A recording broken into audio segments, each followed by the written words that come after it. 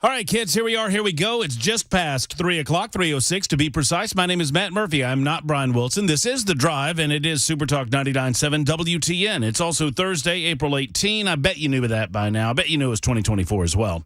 You might not know that it's my episode 555, 555 on these airwaves on Super Talk 99.7 WTN, some of which I've spent on The Drive in the absence of Brian Wilson. He is off partying today. He's sending off, he's shooting off text messages to include beach photographs to a variety of different workers here at Super Talk 99.7 WTN. I don't know how anyone else feels about it. I think it's great. I think it's wonderful. I hope he has a great time down at the beach.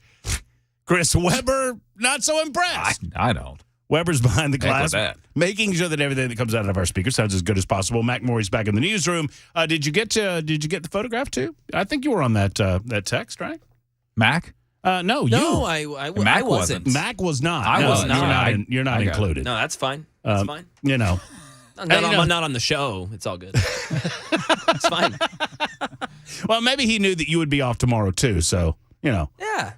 I mean, for all we know, you're going down to join him in Cabana Wise. That's true. Yeah. Panama City Beach. But it looks like Brian's having a good time. Much deserved R&R down at the beach. So sure, we'll try to hold down the fort for him. Chris is not happy about it. I'm trying to wait for the break. I'm trying to wait for the spot break, and it's not coming. Yeah, no joke. I mean, yeah, right? Yeah. I mean, when did it get to this? It's April. When did we get to 90 degrees? When did it become summer in Nashville? Yeah. I don't. Well, it was 30 degrees 2 weeks ago, so we're right on schedule, right? This is classic. Apparently so. I mean, I used to say in my many years in the state of Alabama that Alabama had 4 seasons. It was hot, hotter than hell, football, and Christmas. Those are the 4 seasons. And I'm beginning to feel the same way about Tennessee. Because it's hot. And I was told that I was not supposed to cut the grass. Who said that? What? So I was told that it is no cut April. No mow April is what I was told. No shave November? No shave November. It's no mow April because of the bees. Yeah, you just let me know how that works out for you. Well, it's not. It's not going to work out at all. I've already cut once, and I'm cutting again because, sadly, Gary the groundhog in my backyard is not doing the job on the clover like he should. Oh, yeah, I saw that. I have the whip on Gary. We might actually open up the phone lines and open up the super text line, the Members Nutrition super text line later on for this. I want to know if there's any negatives that can come out of having a groundhog in the backyard. I've looked online, and it doesn't. And absent a garden or absent worry about foundational issues, it doesn't look like there's really any negatives. Like they don't carry rabies and that sort of thing. Okay, gotcha. The dogs will be not harmed. Yeah, although I don't know what happens when Ms. Beasley gets to him. And boy, oh boy, she's gotten close a couple of times. And she's kind of got that. Huh? She's got that terrier tunnel type thing going on. And so she gets real interested in sticking her entire head in the little hole. But, Gary apparently, I was told by my neighbor last year, we rent in Mount Juliet, and I was told by my neighbor Rick that he said, yeah, you got a groundhog. And I was like, well, I've never seen him, and this was around November to December. And he goes, well, he'll probably go into hibernation at some point, but you'll see him this spring. You've got a groundhog underneath your shed. And I said, okay. And sure enough, here's Gary. Every morning and every afternoon, he goes out to eat the clover, which is nice. If he would eat more of it, I wouldn't have to mow the grass. So. He's just a bachelor, though, huh? No lady friend. I hope it's Gary and not Gardina or whatever the female version of Gary would be. I'm hopeful that it. I mean, I've not checked if that's what you're asking. Oh, okay. All right. You didn't ask him what his pronouns were. Maybe sit out a 6-pack of Pabst Blue Ribbon and see if he pops one open. And, that's a guy. That's a boy. Yeah. Chilled white wine. I should.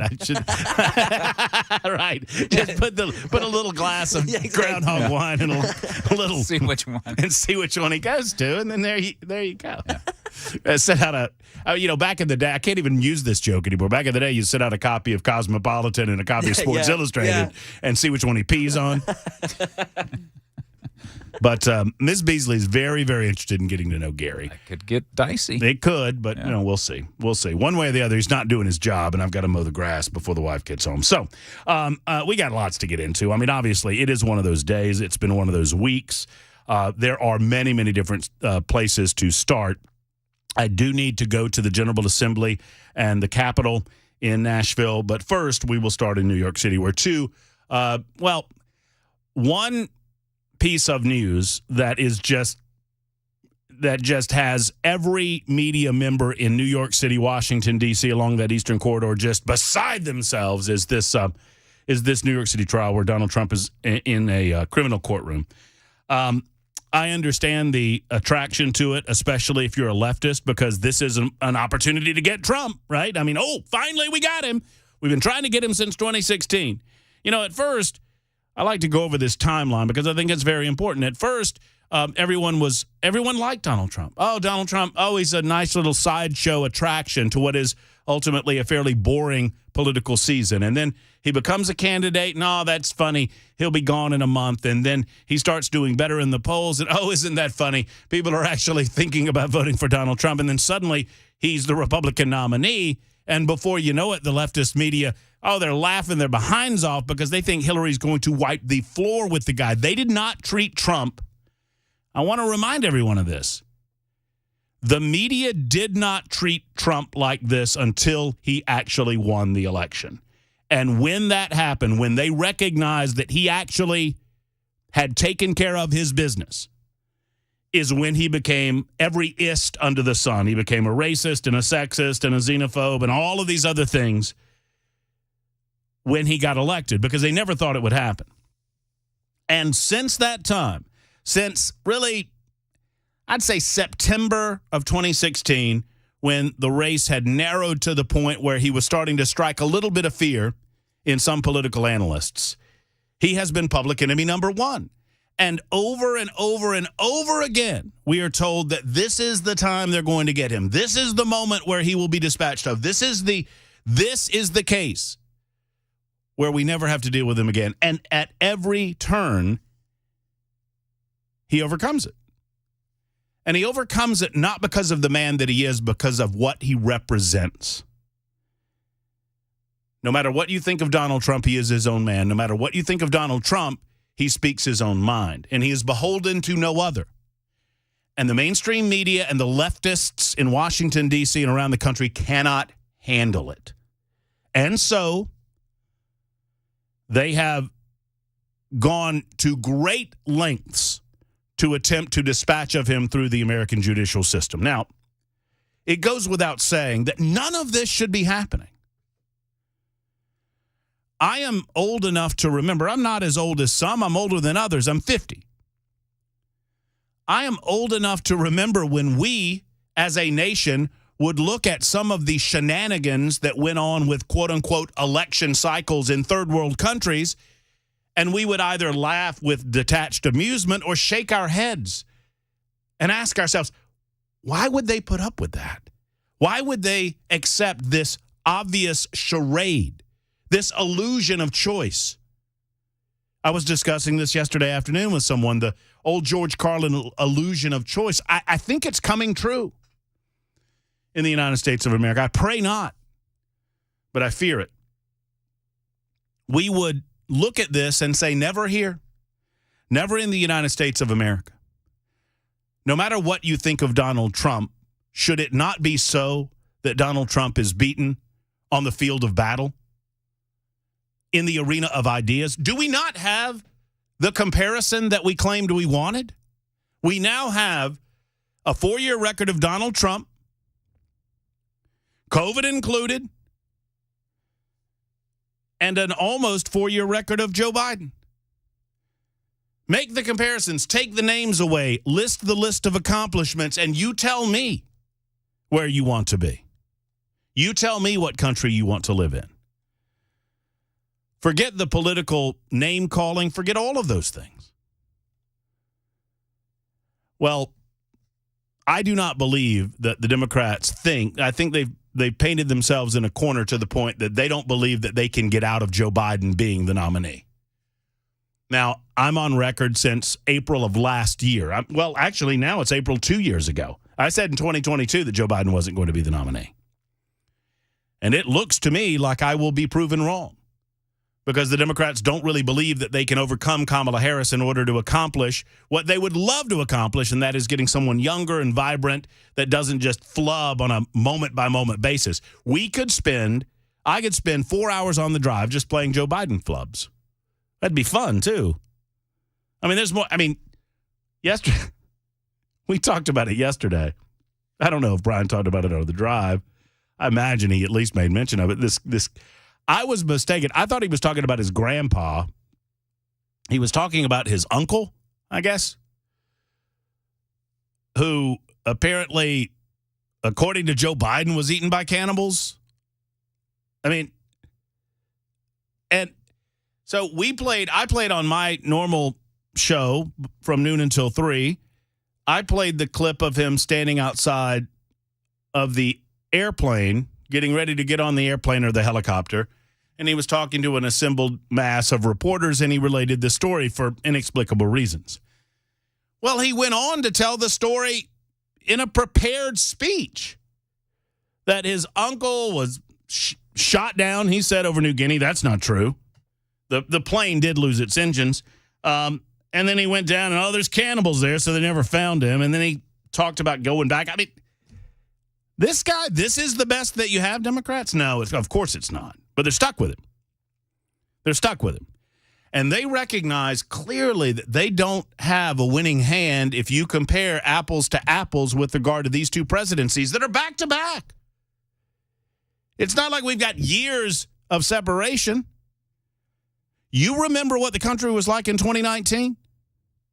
You remember what the country was like before COVID-19 was unleashed upon us? You like that country better than this one? Where there's protests, there's foreign entanglements, there's a southern border that just today, Alejandro Mayorkas said, he said, guys, we're doing the best we can. We're doing the best we can. I have the audio of Alejandro Mayorkas saying before a United States Senate committee that the Department of Homeland, this is the best they can do. Now, I beg of you, forget whatever you think about Trump. Forget whatever you think about politics. Set every bit of it aside. Every bit of it aside. And ask yourself if that's acceptable. This is the best we can do? Alejandro Mayorkas? I don't know what to say to you if you don't believe that we need better. If you think it's acceptable that he would tell you, well, heck, I've got the time. Let's just go ahead and get right into it. Here he is. Why did you say the border was secure? Was that a lie? What do you mean by that? Senator Romney, allow me to assure you that I have honored the oath of office that I have taken more than 5 times in my 22-plus years of federal service. Let me go back to the question. That's as accurate as it is irrelevant, which is... By the way, can I just give a little bit of credit here? Mitt Romney finally did something positive for his country. He's getting this liar on record with regard to... See, Alejandro Mayorkas has gone over and over and over again to the United States Senate and the United States House of Representatives and argued that the border is secure, the border is secure, the border is secure. And Romney's like, what are you talking about? The question, that's as accurate as it is irrelevant, which is, my question is, you said that the border was secure. What did you mean when you said the border was secure? Is that not a lie? Senator, you've asked me now if that is a lie, and I have assured you that I have honored the oath of office that I have taken. In what way was it not a lie then? Senator, with the resources and authorities that we have, it is as secure as it can be. I don't know of a single American that is sane that would accept that answer. Do you believe it? You can only feel one of two ways about this. You either believe that the man is telling the truth and then I would argue that you're mentally insane, or you believe he's lying. Which is it? The border is as secure as it can be? We're going to discuss more of this. We'll talk about the activity going on in New York. 2 big cases, Columbia University and the Trump trial. There's just so much to get to. Matt Murphy in for Brian Wilson on The Drive. It's 3:21 on Super Talk. The guaranteed offer is the easiest way to sell your home. It's really simple. We bring you an all-cash offer. You close in as little as 21 days. No home inspections, no lock boxes, no open houses. Go to markspain.com to get a guaranteed offer and start packing.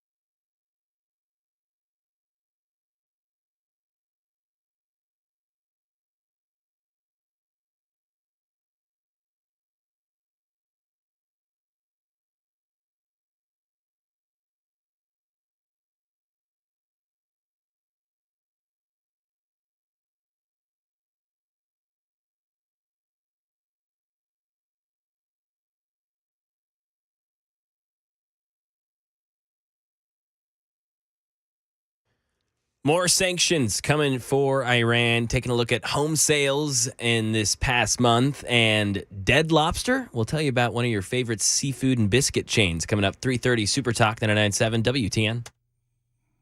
That thing's been dead to me for all of my life. What? I'm happy to see it go. I think those biscuits are overrated. Whoa! I will second that, Matt. Whoa! Thank you. They're okay. I mean, when the best thing you got going is the free crap you throw on the table. I mean, come on, man. That's fair. The seafood is not mentioned. Man. But I will not destroy the story. I will wait on it. There's Mac Maury back in the newsroom. Super Talk 99.7 WTN. There's a particular well, I can't do it without destroying the story. So I'll just let you do it. I'll withhold my. I just feel like there are better places to eat seafood. That's all. Plus, when I was a kid, I'll admit that when I was a kid, rich folks went to Red Lobster, and I was so excited because we didn't go out to eat. And I mean, anytime we ate out, it was generally my mother had a doctor's appointment, and we would eat at Morrison's cafeteria every single time. I don't knock Morrison's. No, Morrison's is pretty great. good. No, Morrison's is good. But a Red Lobster and steak. I remember Red Lobster and Steak and Ale were across the street from the hospital, and that's where the rich folks ate. And so I was so excited when I was maybe 17, 18 years old, the first time that I walked in with some buddies into the Red Lobster. I thought, this is going to be, this is fine dining. This is living. And it sucked. It was terrible. It was awful. And I thought, rich people have a horrible taste. Why are they eating this garbage? It was so disillusioned. So I felt the same way about Steak and Ale. So there you go.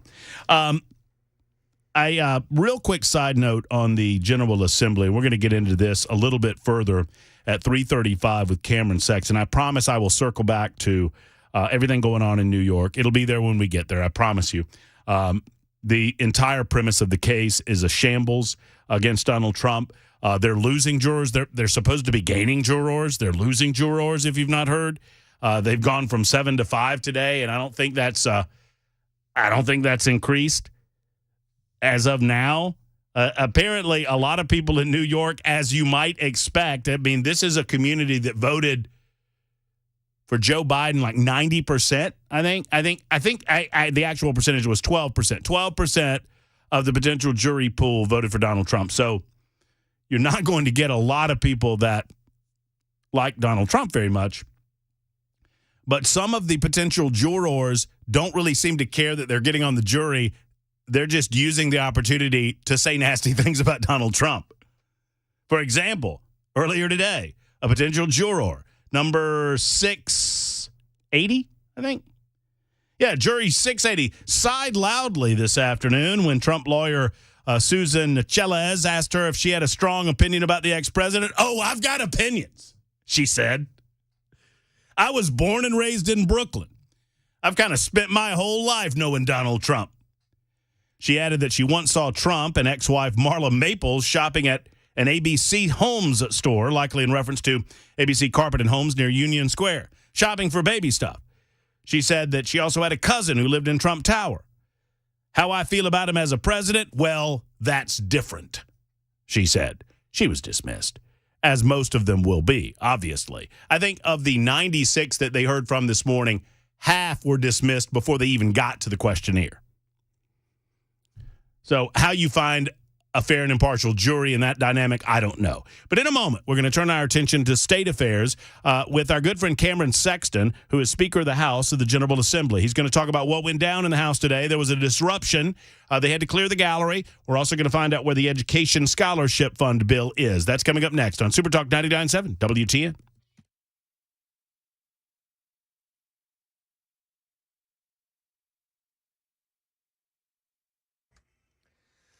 3:30, I'm Mac Maury with your top stories. 86 degrees and sunny in Music City. Expecting some possible showers later on tonight. A weather forecast traffic report 5 minutes away. The U.S. is imposing a new round of sanctions on Iran. It comes as the U.S. looks to punish Tehran for last weekend's attack on Israel, and it targets engine manufacturers of Iranian drones. Here's Tom Sufi-Burridge in Tel Aviv with more. The White House says that these sanctions could limit the financial sources that those Iranian companies that make the drones would have at their disposal. But look, I've seen these Iranian-made drones. The Ukrainians have shown me the remnants of them. I saw one of them. They're like mini aircraft, basically. And we were shown the remnants, and they're packed full of components made by Western companies, including by American companies, too. They've been used extensively by Russia in the war against Ukraine. Now over to some money news. With high interest rates and low supply, home sales this month posting their biggest decline in more than a year. Mark Remillard reports. As rising mortgage rates are keeping buyers away, sales of previously owned homes decreased 4.3% in March from the month prior, according to the National Association of Realtors. That's the biggest decline on a monthly basis since November 2022. Not only are higher mortgage rates keeping buyers away, but a low supply of homes for sale has also pushed prices higher as the national median existing home price went up 4.8% in March over the year before. And Dead Lobster, financial trouble for the seafood and biscuit chain at this restaurant giant is considering filing for bankruptcy, according to a new Bloomberg report. Filing for Chapter 11 would allow the chain to stay open while dealing with its debt, giving the company a chance to help its bottom line by reevaluating some long-term contracts and leases. And that is the latest news, traffic, and weather on the way. I'm Mac Morey, WTN News. Hey, what's up, guys? This is Matt Murphy for Members Nutrition. I want to tell you about the Members Nutrition difference, and I want to encourage you to go over to the Members Nutrition website. Number one, they believe at Members Nutrition that they can sell vitamins and supplements at a lower cost point, and they're doing it every single day at membersnutrition.com. Number two, they want to make these products right here in the United States of America, not from some overseas company, and they do that every single day. I encourage you to go to membersnutrition.com. You'll get 50% off your purchase price at checkout. You don't have to put in any codes. Just go to membersnutrition.com. Once again, membersnutrition.com.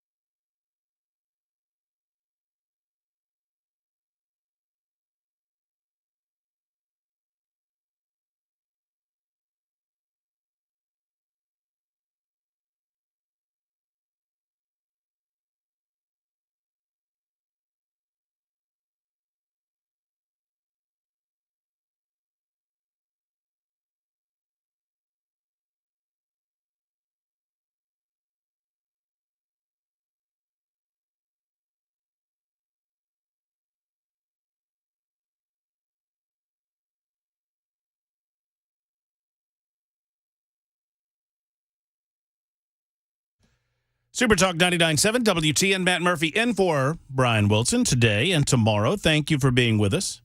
Hope you're able to spend some time with us until at least 7 o'clock and beyond as we hand off to Mark Levin at that time. It's 3:38 right now on the drive. I should note before I get to our guest on our Super Talk 99.7 WTN hotline, there is a storm alert for later on. You perhaps have heard our weather folks talking about this, but there is a possibility of some storms, impactful storms coming in later on today and into the evening, damaging winds. And, yeah, I mean, you know the drill. You understand how thunderstorms work, right? We're all adults around here.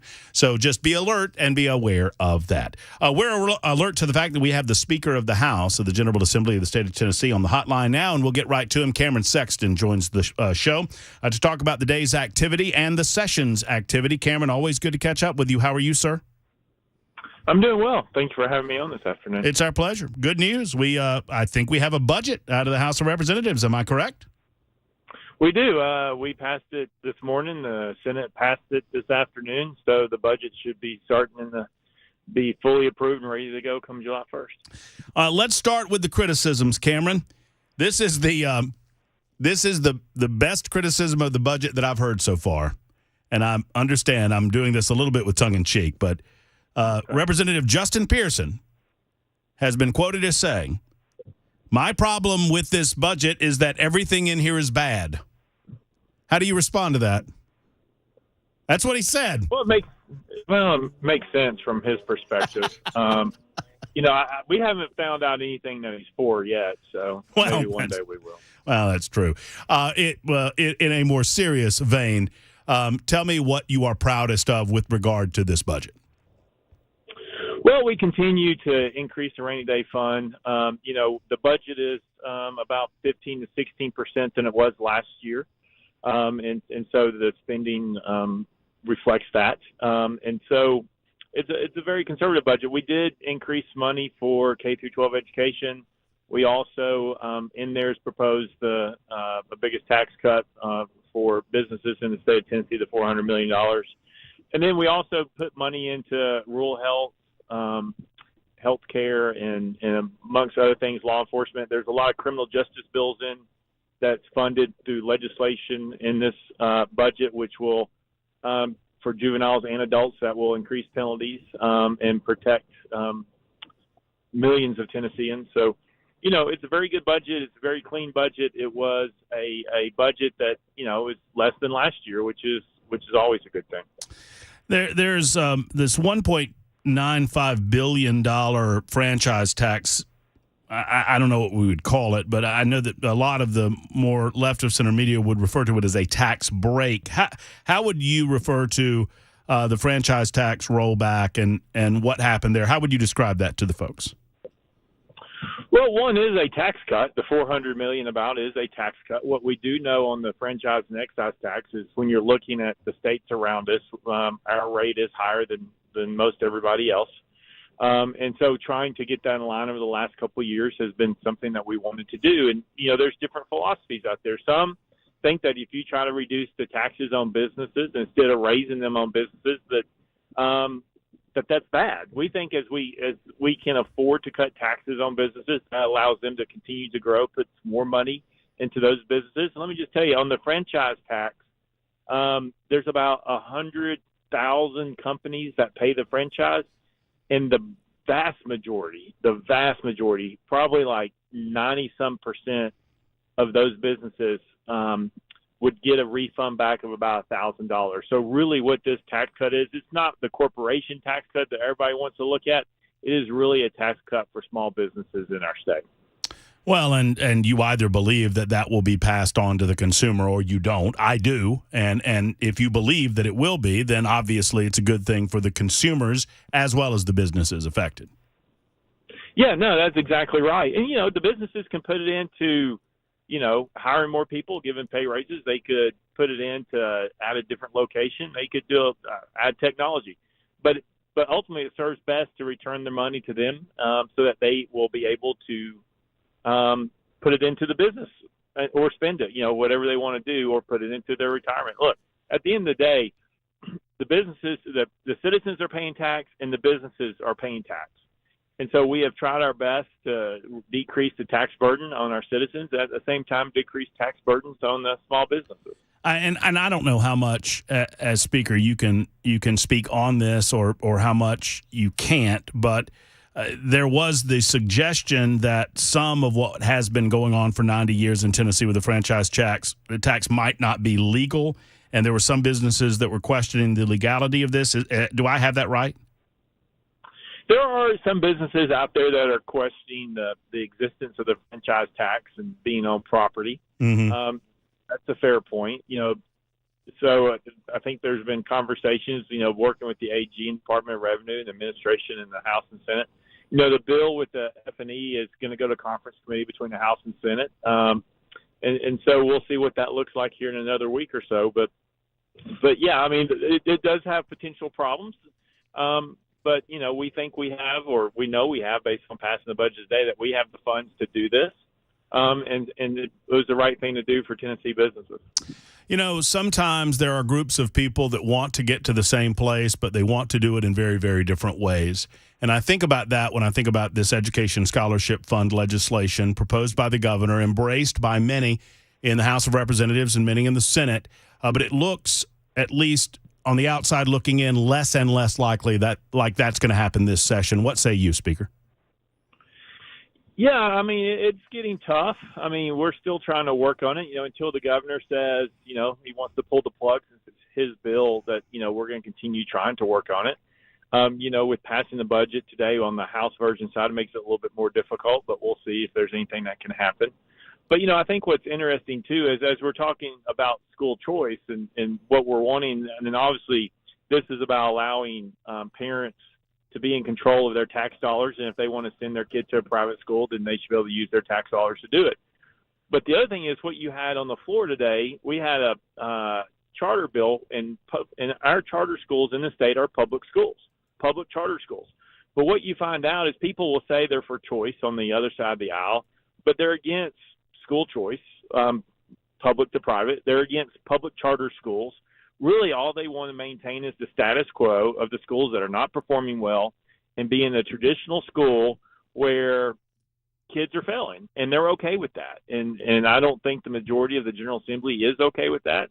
And we've done great inroads this year on public charter schools and giving that a big alternative. And we're hoping to get there on the school choice side, public to private, but we'll have to see if we can get down that road. Is it a matter of the House not having the votes to get it passed right now for the House version, or is it a matter of the House and the Senate versions being so out of sync that you fear that you can't get them together? Yeah, no, what we had talked about is not moving the bills forward between the House and Senate with the governor if we couldn't get them into an agreement. And so we haven't been able to get there yet. We've worked hard.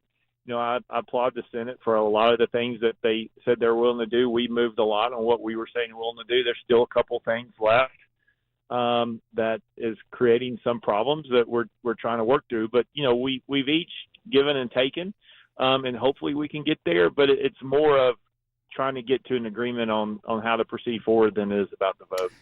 Cameron, is this one of those situations where, I understand we're in an election year, and I understand that there's some concern. Obviously, depending on where you live in the state of Tennessee and who you represent, your concerns are going to be different with regard to education. I get that. Are your members expressing concern that they would kind of be out on a ledge if this thing came up for a vote and didn't pass? Are you worried about counting the votes? I haven't heard that. The people who are for it are for it, and those who are against it are against it, right? But like always, whether you're in the House or Senate, people are also looking at votes based on elections sometimes, fair or not fair. That does happen. I'm not going to deny that people don't consider that. But what I will say is, we were hopeful to get there. We'll see if we can get there. But, time will tell. When do you think, you might not be the decision maker on this, but when do you think the parents out there that are looking at this, either pro or con, when do you think we'll know for certain? Do you have any idea? Well, I think we plan on being finished up by next week. So until the governor says, pull the plug on it for this year, then we'll keep working. Once he says, or if he does say pull the plug, then we'll stop. What I will say to your listeners, for those individuals who believe in school choice, the problem the biggest problem this year was all you ever heard from were the people who were opposed to it, the TEA, the school boards, the superintendents, people who are in the traditional public schools. And we didn't have a lot of parents coming out saying they were wanting it. And that created some of a problem for some members. And so to the listeners, if you're for school choice, if you believe that parents should have the ability to make the best decision for their child and send them to a school of their choice with their own tax dollars, then we need to hear from you, because not hearing from you is sometimes detrimental. On a very, very busy session day in the General Assembly, the Speaker of the House spending a few moments with The Drive on Super Talk 99.7 WTN. Finally, Speaker, I applaud you in as much as we saw certain members of the body last year and during the special session try to create chaos, you have managed it, and dare I say expertly. I'll get criticized for calling you an expert on this, but I'll do that anyway because it's the right thing to do, and it's true. But today kind of devolved a little bit. We had to clear the gallery out. There was a bit of a protest. What do you know about this, and what can you say to it to the people who recognize that this was going on? Yeah, unfortunately, we've had to clear the balcony a few times this year. Today was the first time we've had to clear it on both. And what you have is on the ticketed side, you have the Democrats putting some of their people over there, and then they have other people on the other side. And they start working back and forth. You can sit there and watch this one lady trying to tell people what to do, whether to clap or hiss or hit the rail. It was all coordinated today. And the other thing is, as we know, when we get to the end of session, our rules become less and less important to those who want to cause chaos, as far as those two on the House floor. So, it's just something we have to deal with. It's not as big a disruption as last year. I think we managed through. We keep moving and we keep passing bills, and I think that kind of makes them more upset because they don't get the thought and the privilege of thinking that they caused us to stop and get mad at ourselves. But, on the floor today, Representative Jones did use some very colorful language that I cannot use on the radio here with you towards Leader Lamberth and to House staff, and how he berated them and basically insulted them, all of them. And so, unfortunately, that seems to be that behavior, and we'll continue working through it. I wish that the Democrat caucus would do more, but unfortunately, they haven't. Any other piece of legislation that we should be watching out for over the next week? I mean, obviously, the one that's getting a lot of attention that we've talked about is the ability for teachers and other staff members to, if approved by superintendents, principals, and the local districts, to go through training to be armed. Do you believe that will get to the governor? Yeah, I mean, if it gets to the floor, it has to be pulled off the desk first. So if it does get, I think there's enough votes there to get it to the governor for signature. The problem is with that bill is the narrative is so far off. People don't know it's permissive, which means that the LEA has to do it first. So if they don't want to do it, they don't have to do it. So it's permissive, and the amount of training that's required for the teacher is very close to an SRO, air marshal, that type of law enforcement person. And so it does have in a lot of different protections for someone. You can't just walk in one day and carry. You have to go through all this different training. The narrative out there is totally off on that bill. It is a good bill, and we hope to get it through, but we have to get it pulled off the desk first. Mr. Speaker, thank you for your time this afternoon. I know it's been a very busy day, a very busy week. We'll talk to you again very soon. I appreciate you. Yes, sir. Thank you. All right, take care. There's Cameron Sexton joining us for about 15 good minutes on The Drive on Super Talk 99.7 WTN. We'll reflect on that next. It's 3:51 on Super Talk.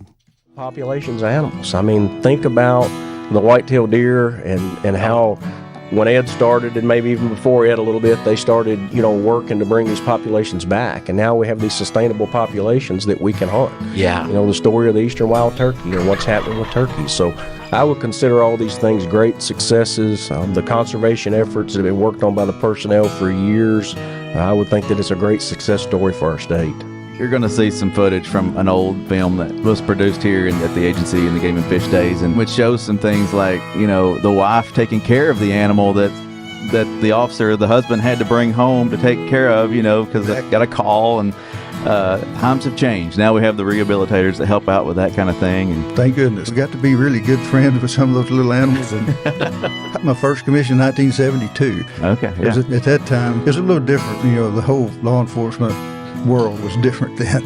So anyway, we got the first commission in 1972 and worked all over the state. It was really great to be able to do that. Pretty much, you had one uniform. And I noticed in the movie too, everybody wearing ties. For years and years, you had to. If you wore a long sleeve shirt, you had to wear a tie. It didn't matter if you were doing enforcement or sailing a pond or whatever you were doing. You had that tie on. Oh wow! And then everybody looked forward. There was one date, and it kind of moved. But generally around April the 1st, you switched from long sleeves to short sleeves, and you didn't have to wear a tie. And everybody's going, "Come on, April 1st."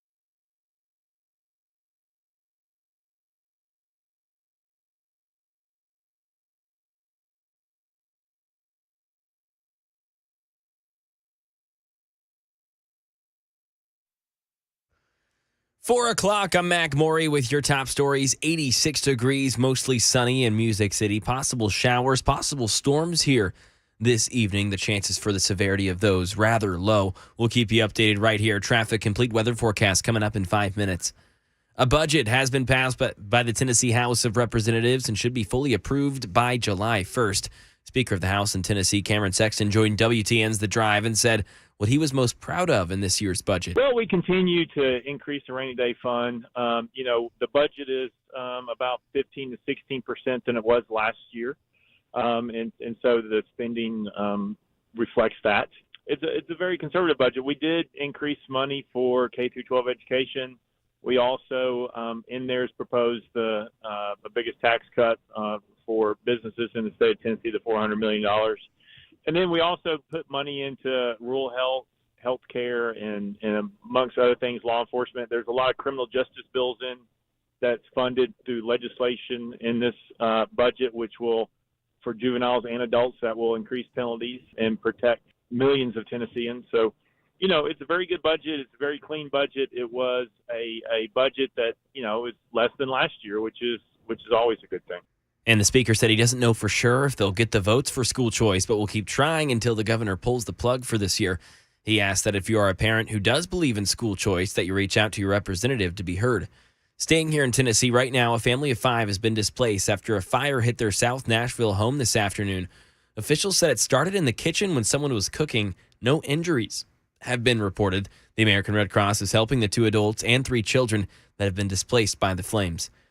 And as the New York court continues to try and fill a panel of jurors to hear former President Trump's hush money case, we're hearing from a prospective juror was excused. Mark Remillard reports. Total surprise. Mark DeMuro was among the panel of 96 jurors brought in Thursday morning to potentially hear the case, but he didn't know that until entering the courtroom. I was totally surprised when later we were ushered into a room and Trump was sitting there. He says the mood in the courtroom was serious. When asked about his impression of Trump, he's just sitting there. He's just plopped there in a chair. DeMuro says he told the court he couldn't be impartial as he's done artwork satirizing Trump and believed that could be a reason to discredit a future jury verdict.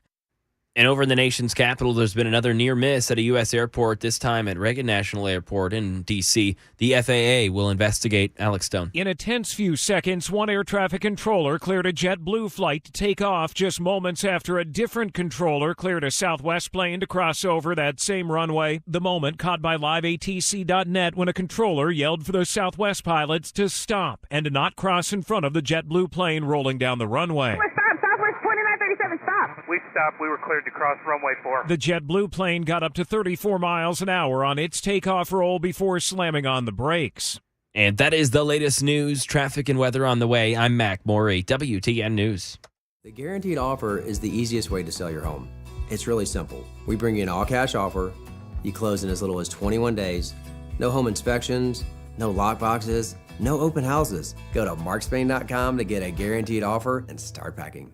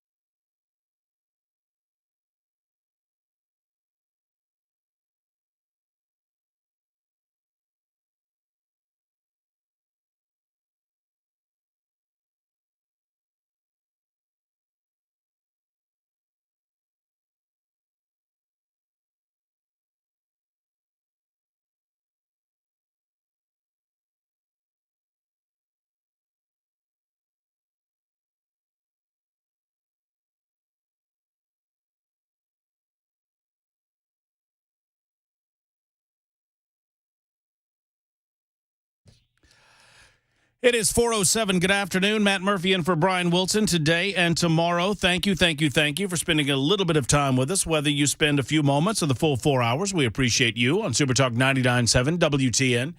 I'm watching former President Donald Trump speak in the aftermath of his court appearance today, and it looks as if a jury has been seated. And we will start right there in the 4 o'clock hour of The Drive on Super Talk 99.7 WTN. I would remind you and invite you to be a part of this show. Members Nutrition Super Text line is up and running, 615-737-9986. And I know Brian structures it a little bit differently, but I kind of open up the phone lines in a way for you to opine at any time of your choosing. And so you may do that at 615-737-9986, consistent with the topic that we are discussing at any time that you might make the call. I mean, we can't go rando on us. You can't go rando on us, but you're invited to be a part of the discussion. 615-737-9986, particularly on this issue of whether or not Donald Trump can potentially get a fair and impartial trial in New York. I'm on record as saying I don't know how this necessarily happens.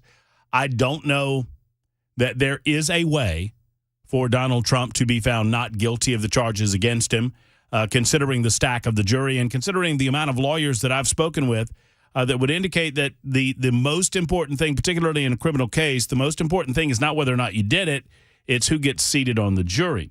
And if you find yourself in a position like Donald Trump, I mean, has there been a more famous defendant in a criminal case since O.J.? I mean, I understand the comparisons want to be – I mean, there are some that want to make the comparisons, trial of the century and all of that. I mean, it's just an absolute dog and pony show. It is a lot of sound and fury signifying nothing. And we can go over some of the details of the case, and it's just it's infuriating every time we go over it. Donald Trump is accused of using his own money to pay someone so that they don't talk about private interactions that they had publicly. These things happen every single day. Every single day.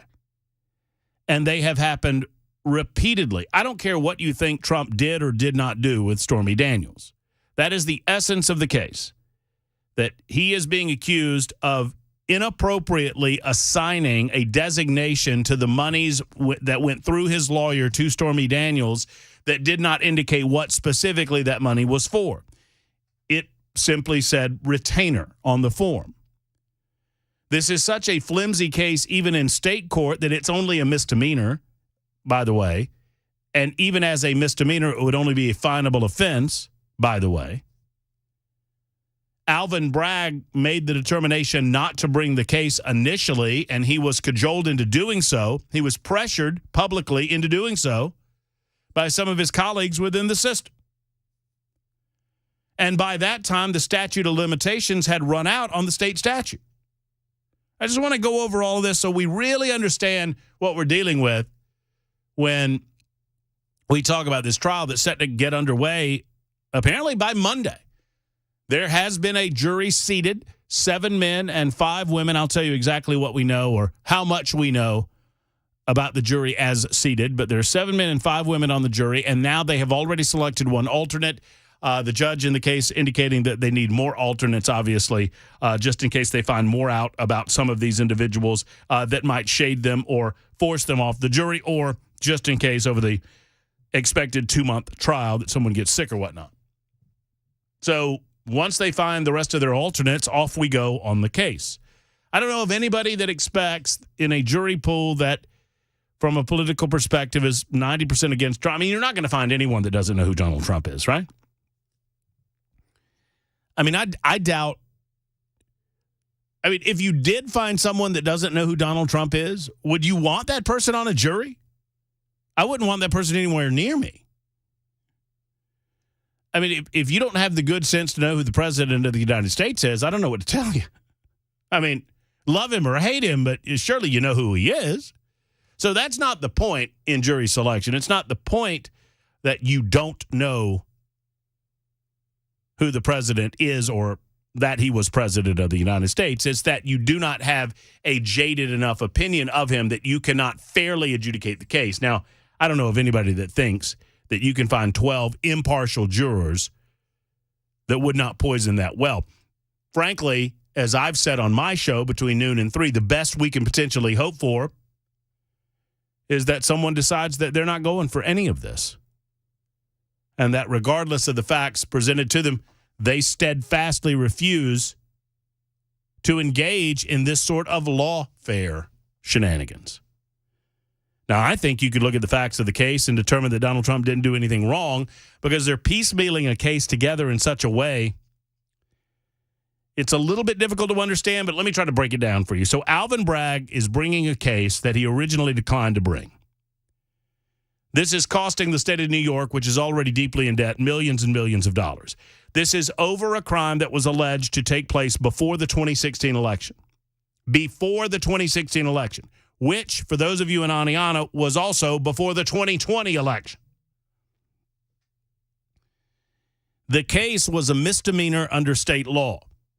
The statute of limitations has already expired. So what Donald Trump is accused of doing was a misdemeanor under state law, and the statute has already expired on it. However, two prosecutors named Kerry Dunn and Mark Pomerantz publicly pressured Bragg after he said he was not bringing the case into bringing the case.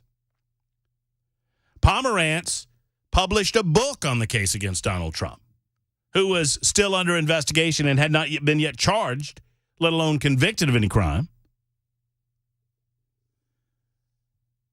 One way or the other, whether that's ethical or not, it worked in as much as he publicly pressured Bragg into bringing the case. But Bragg had a problem. The statute of limitations had run on this thing. So as Jonathan Turley, a brilliant legal mind, has noted, what he did was put together what we're calling a Rube Goldberg. Remember Rube Goldberg? There were all these great cartoons with Rube Goldberg-type machines that, impossibly complex machines to accomplish simple tasks. Well, that's what this seems to be, convoluted and almost counterintuitive. So the facts of the case are this. Once again, I don't mean to belabor it, but I think it's important that we lay this foundation. Donald Trump paid Stormy Daniels to avoid negative publicity over their alleged affair.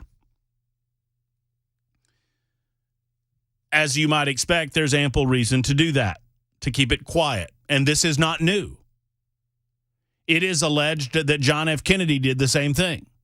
It is alleged, well, it's not even, I almost laugh when I say alleged. I mean, Bill Clinton did the same thing.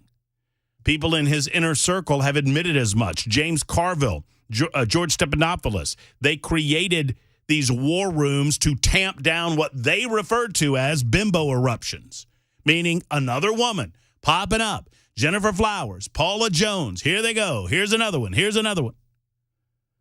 Popping up and talking about alleged affairs that happened between themselves and Bill Clinton. They paid these women off to go away. John Edwards did the same thing. John Edwards he was alleged to use campaign money to do it, to pay off a woman that he had a baby with. And the Justice Department eventually took John Edwards to court and got their butts handed to them as a result. The presidential candidate at the time, in 2012, the Justice Department used the same theory to charge the former Democratic presidential candidate after a disclosure that he not only had an affair with a woman by the name of Ryle Hunter, but also hid the fact that he had a child by her.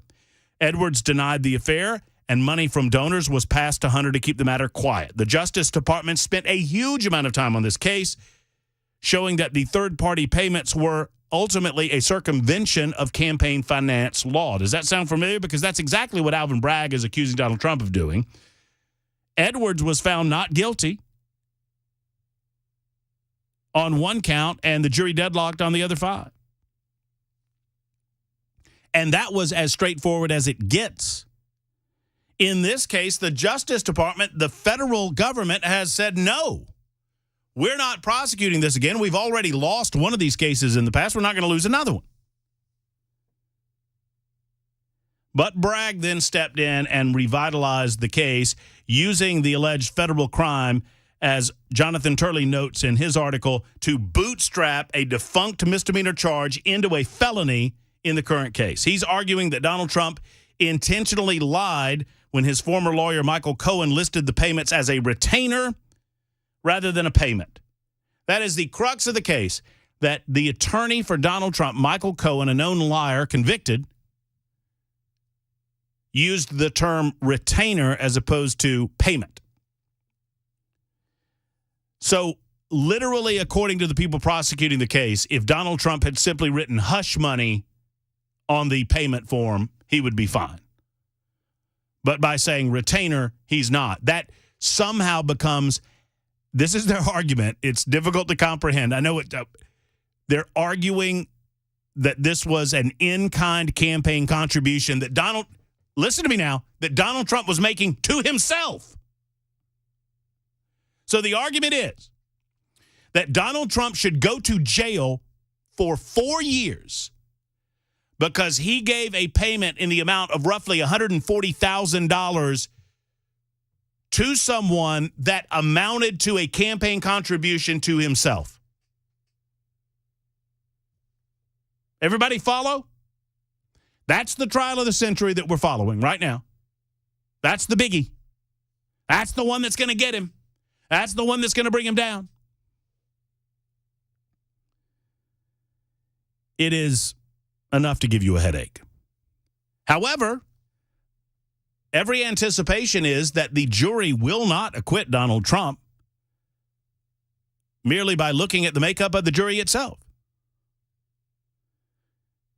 The potential juror pool is right around 88 to 89% against Trump from a political perspective, indicating to most observers that any 12-person jury, the likelihood of you having 1 or 2 or 3 people that are steadfast on getting Trump politically, regardless of the facts of the case, are high. And that's not justice. I mean, does any of this feel as icky to you as it feels to me? This is gross. And it's obvious what they're trying to do. If you don't fully understand what's going on here, just ask yourself this question. Were Donald Trump not running for president of the United States, do you believe that any of this would be going on? And for me, the obvious answer is no. What say you? 615-737-9986. Would love to hear from you. 615-737-9986. Also still to come, cannibals in New Guinea and the President of the United States and how his uncle met his ultimate demise. That's on the way. It's 420 on Super Talk 99.7 WTN. What an absolute mess. Hey, it's Dan Mandison. Look at my closets. Unorganized to say the least. Even my window dormer is a train wreck. Stuff is everywhere. Now, luckily, California Closets is coming to my rescue. My personal design consultant, Vince, stopped by, measured, and is now showing me how to become more space efficient and organized on his 3D CAD system. It is amazing. And soon, my space is going to be organized, and yes, even Bandit approves. California Closets, a local company that can customize the storage in any room of your house. California Closets, what can they do for you? Find them online at californiaclosets.com and reach out for your free in-home consultation.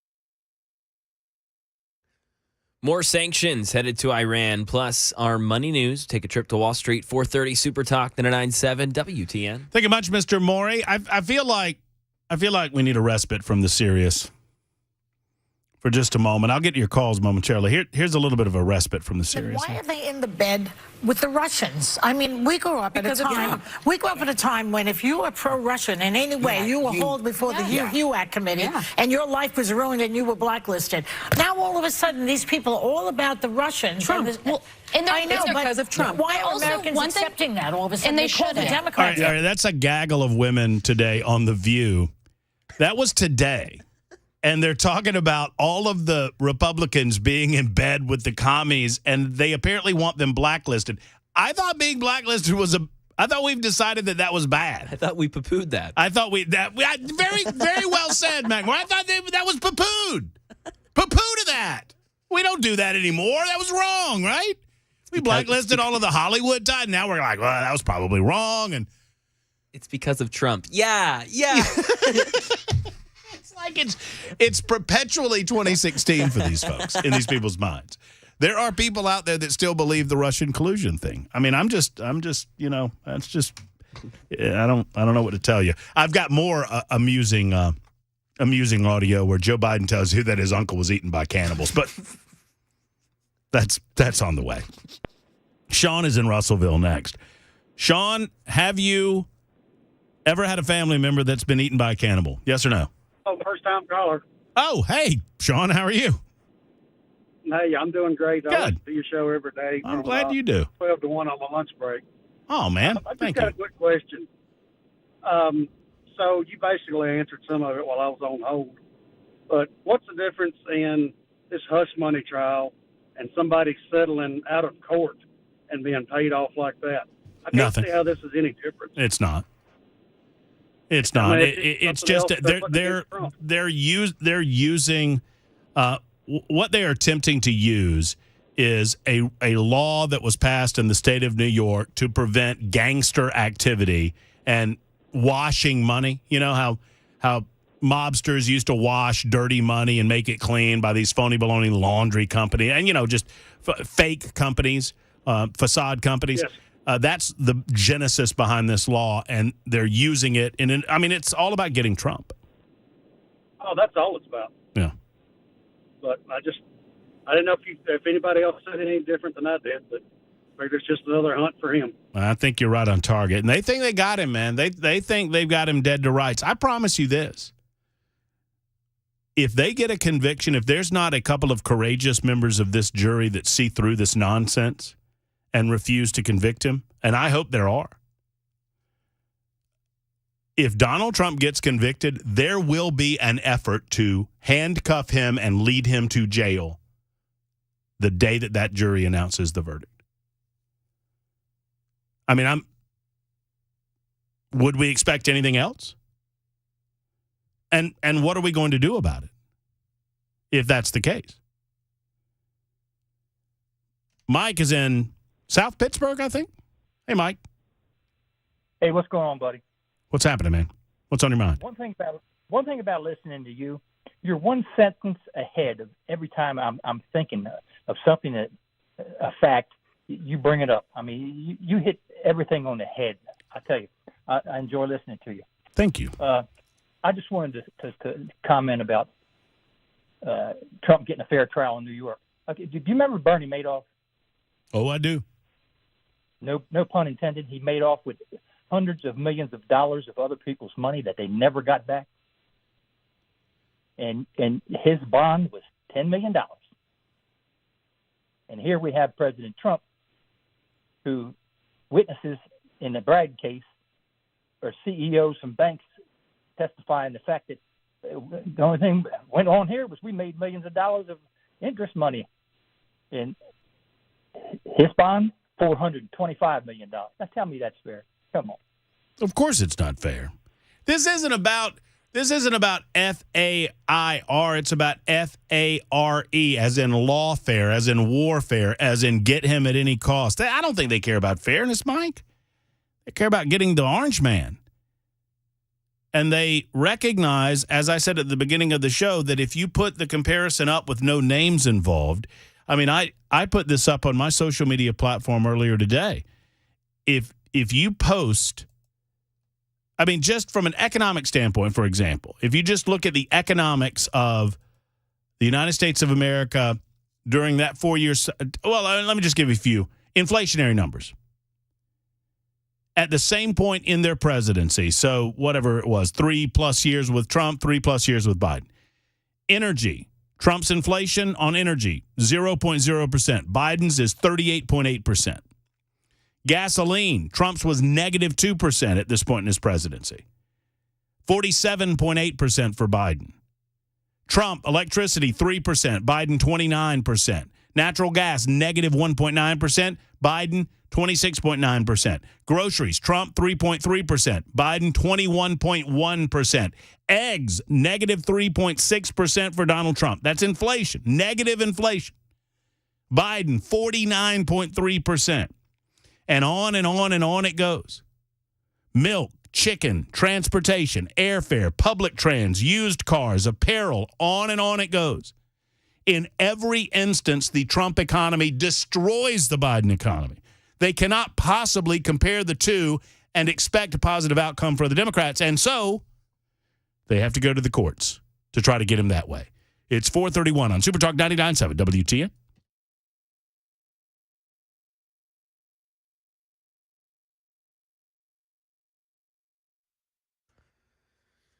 4:31, I'm Mac Maury with your top stories. 86 degrees in Music City. Got a chance of storms later on this evening. The severity of those likely low, but they still could be strong. Forecast traffic report just ahead, 5 minutes. Several high-stakes meetings this week over the recent weekend attack by Iran against Israel. International leaders considering their next move. Here's him to win. A group of 7 foreign ministers met in Italy to discuss new sanctions against Iran over its unprecedented weekend attack against Israel. Top officials called on sanctions to target the maker of drones used in the attack launched by Tehran-backed militia. This comes as senior U.S. and Israeli officials met to discuss Israel's potential retaliatory strike against Iran and Israel's plans for the southern Gaza city of Rafah. President Biden has urged Israel not to conduct a large-scale offensive in Rafah to avoid massive civilian casualties. Now over to our money news. Michelle Franzen filling us in on Wall Street. Stocks drifted Thursday as a resilient U.S. economy delays Federal Reserve interest rate cuts. The S&P 500 recorded its 5th straight loss, closing 11 points lower. The Dow Jones Industrial Average was up 22. The Nasdaq Composite was 82 points lower. Homes are not selling that well this spring. The National Association of Realtors say sales of previously occupied homes fell 4.3% in March from the previous month. Rising prices and mortgage rates may be to blame for the slump. The average rate on a 30-year mortgage rose to 7.1% from 6.88 last week. Rising mortgage rates can add hundreds of dollars a month in costs for borrowers. TikTok is on life support again. Legislation that could force the social media app to be banned if its China-based owner doesn't sell its stake, now included in a package of House bills coming up for a vote in the next few days. President Biden says he would sign the bill. And that is the latest news, traffic, and weather on the way. I'm Mac Maury, WTN News. The guaranteed offer is the easiest way to sell your home. It's really simple. We bring you an all-cash offer. You close in as little as 21 days.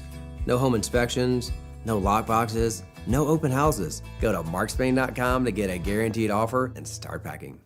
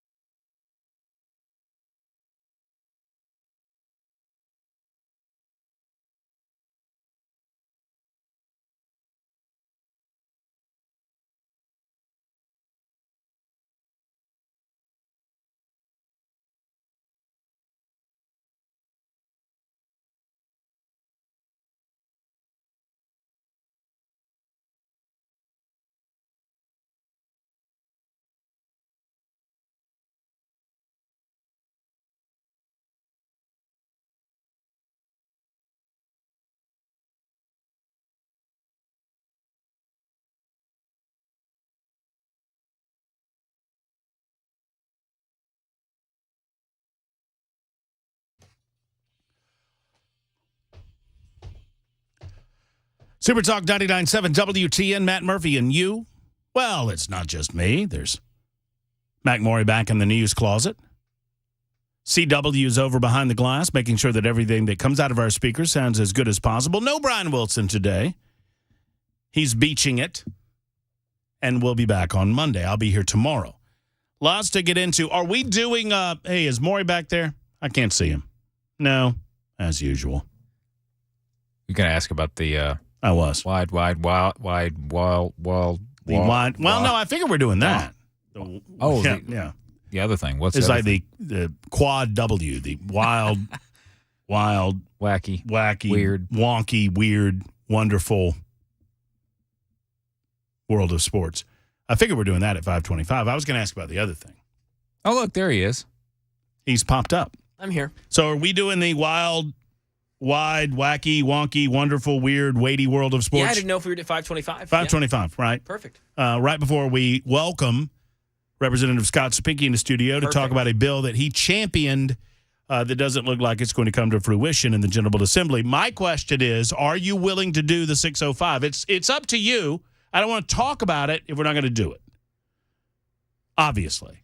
And I want to do it, but I don't want to screw you out of whatever it is you're doing at that time of day. Yeah, we can do it. Sprinting. He's so excited. Yeah, we can do it. Well, you've already discussed it now, so this is. I like how you did that. I haven't said a word. I'm just putting you on the spot on 100,000 radio station. Thousands and thousands of people currently listening, wondering what the heck we're talking about. It's going to be a little odd because one, I'm not in the right day part, so I'm interloping on the drive with Brian Wilson, and number two, we're not on the right day because normally we do a thing on Fridays on the Matt Murphy portion of the broadcast day called Friday Mac Attack, where Mac Maury brings a subject to the table, and then we draft said subject. So, for example, best breakfast cereal. Okay. Right? We did that, I think. And we've done that. Yes. And then we pick a draft order, and then the three of us and you guys at home can help us out on the super text line, the Members Nutrition super text line, but we would pick an order, and then we would go around. And once you take a breakfast cereal off the table, then obviously nobody else can have it because it's a draft. And I think that's the one where I missed Cinnamon Toast Crunch. Oh, yeah. You had the number one overall pick. Wow. Gave me CTC. I know. I still can't live that down. I wake up in the dead of night in a cold sweat. And Cinnamon Toast Crunch. Anyway, we'll do that at 6:05. It'll be a lot of fun. If you've never heard it, I promise you a good time. We'll also get into the Lazarus bill, as I'm referring to it, because in order for this thing to do anything this session, I'm talking about the Education Scholarship Fund bill, it's going to have to come back from the dead. And I'm going to ask you a question at 5:05, so be ready for it.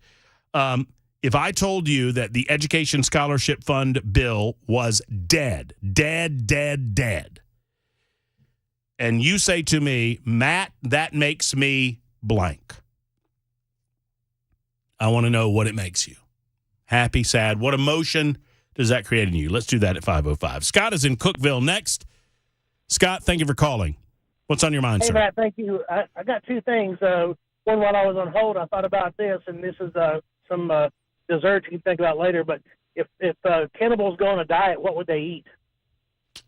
Talk about the cannibal thing. But anyway, what I wanted to talk to you about is the George Soros. A while ago when you was mentioning the people that was involved in pushing this, I think Soros is the root of all this because Bragg is his puppet. But the thing is Soros don't do anything unless there's monetarily gain involved, it seems like, over the years. But how do you know that behind the curtain that Trump is not one of his competitors in the New York area that people outside the nucleus don't know about? Wait, what? I don't understand I don't understand the last part of what you said. Did I miss something? Say it again. Well, no, what I'm saying is we all know that Bragg is a puppet for George Soros. So, and Bragg is you said was forced to bring this back to fruition, although he didn't want to. But you were saying earlier about the two people that pushed Bragg to make this happen. So, how do you know that Soros has not got more involvement than the other people that are getting credit for pushing this.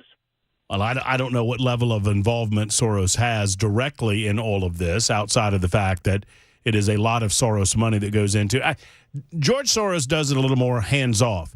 He spends a lot of money picking the right people, and then he expects that the right people are going to do the things that the right people in his mind do.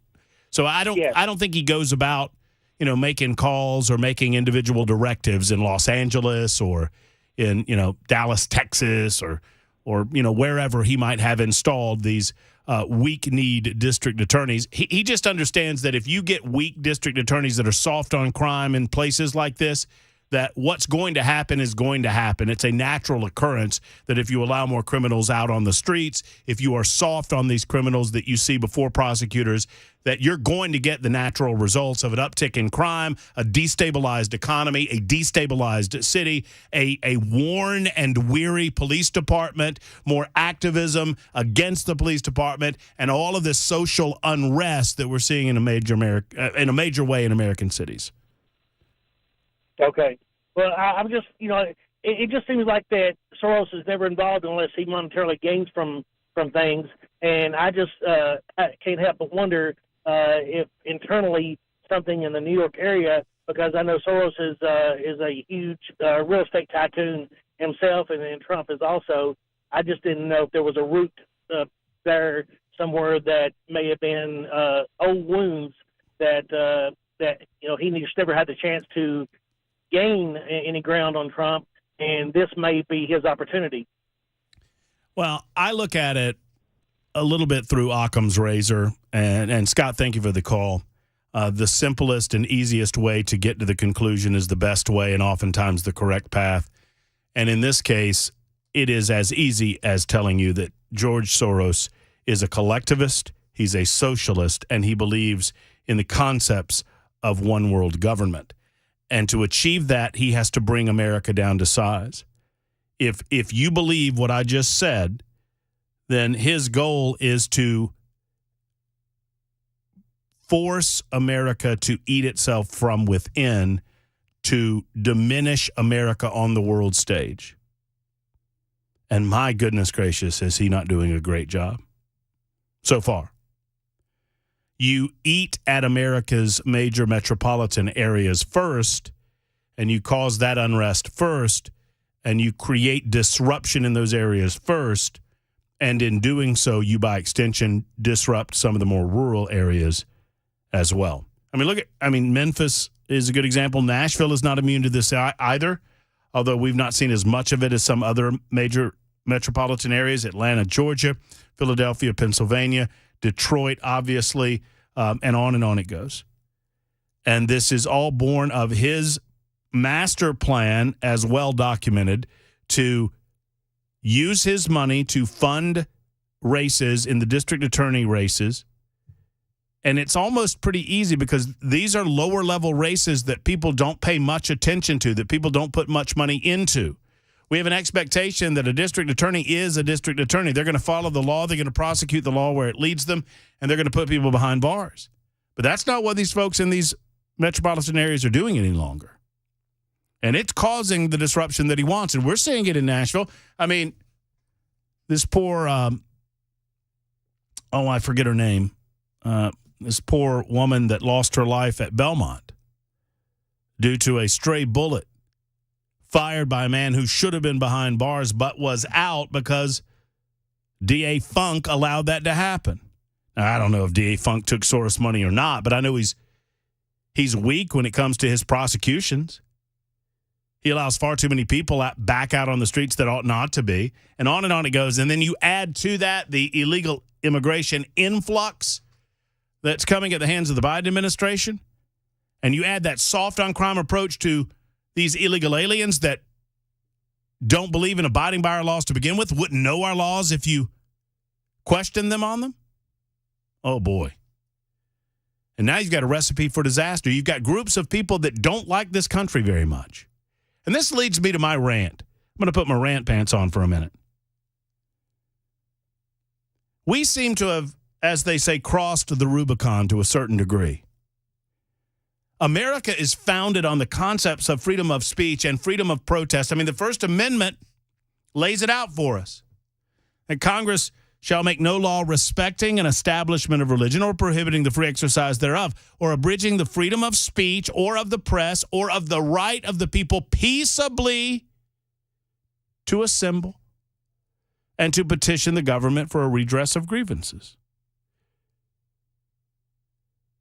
Right now, you have people that hate this country, that hate you, that are using our own Constitution against us. And I say to you, the Constitution is not a dad-blamed suicide pact. And all of these rabble-rousers who are disrupting traffic out in L.A. and in Chicago and are disrupting flights out of New York and are attempting to stop down the Brooklyn Bridge and in the process screaming death to America and trampling on the American flag and burning the American flag in this country? I don't pretend that I have all the answers. I know sometimes I try to act like it. But all I can tell you is I see that. I see it on my computer monitor. I watch it on the nightly news, those stations that are willing to cover it. And I say to hell with that. No, that's something different. That's something that we need to put a stop to. I don't know how to do it. I'm working on that. But if we allow that to fester, if we allow that to be promoted, if we allow this nonsense at Columbia University to continue, you've got to put a clamp down on that. You can't give that oxygen. That fire will breathe. And we become nothing more than one of these third world countries where you regularly see major cities overrun by the criminal element. And a criminal element that hates the United States of America and everything we stand for and does not respect our freedoms in the same way that you and I grew up to respect them. I'm not even casting aspersions. I'm just calling balls and strikes. Listen to them and believe them. When they tell you death to America, believe them. They want to kill you. Believe them. And ask yourself what you're going to do about it. What are you going to do about it? It's a good question. 451 Super Talk 99.7 WTNN, The Drive. The guaranteed offer is the easiest way to sell your home. It's really simple. We bring you an all-cash offer. You close in as little as 21 days.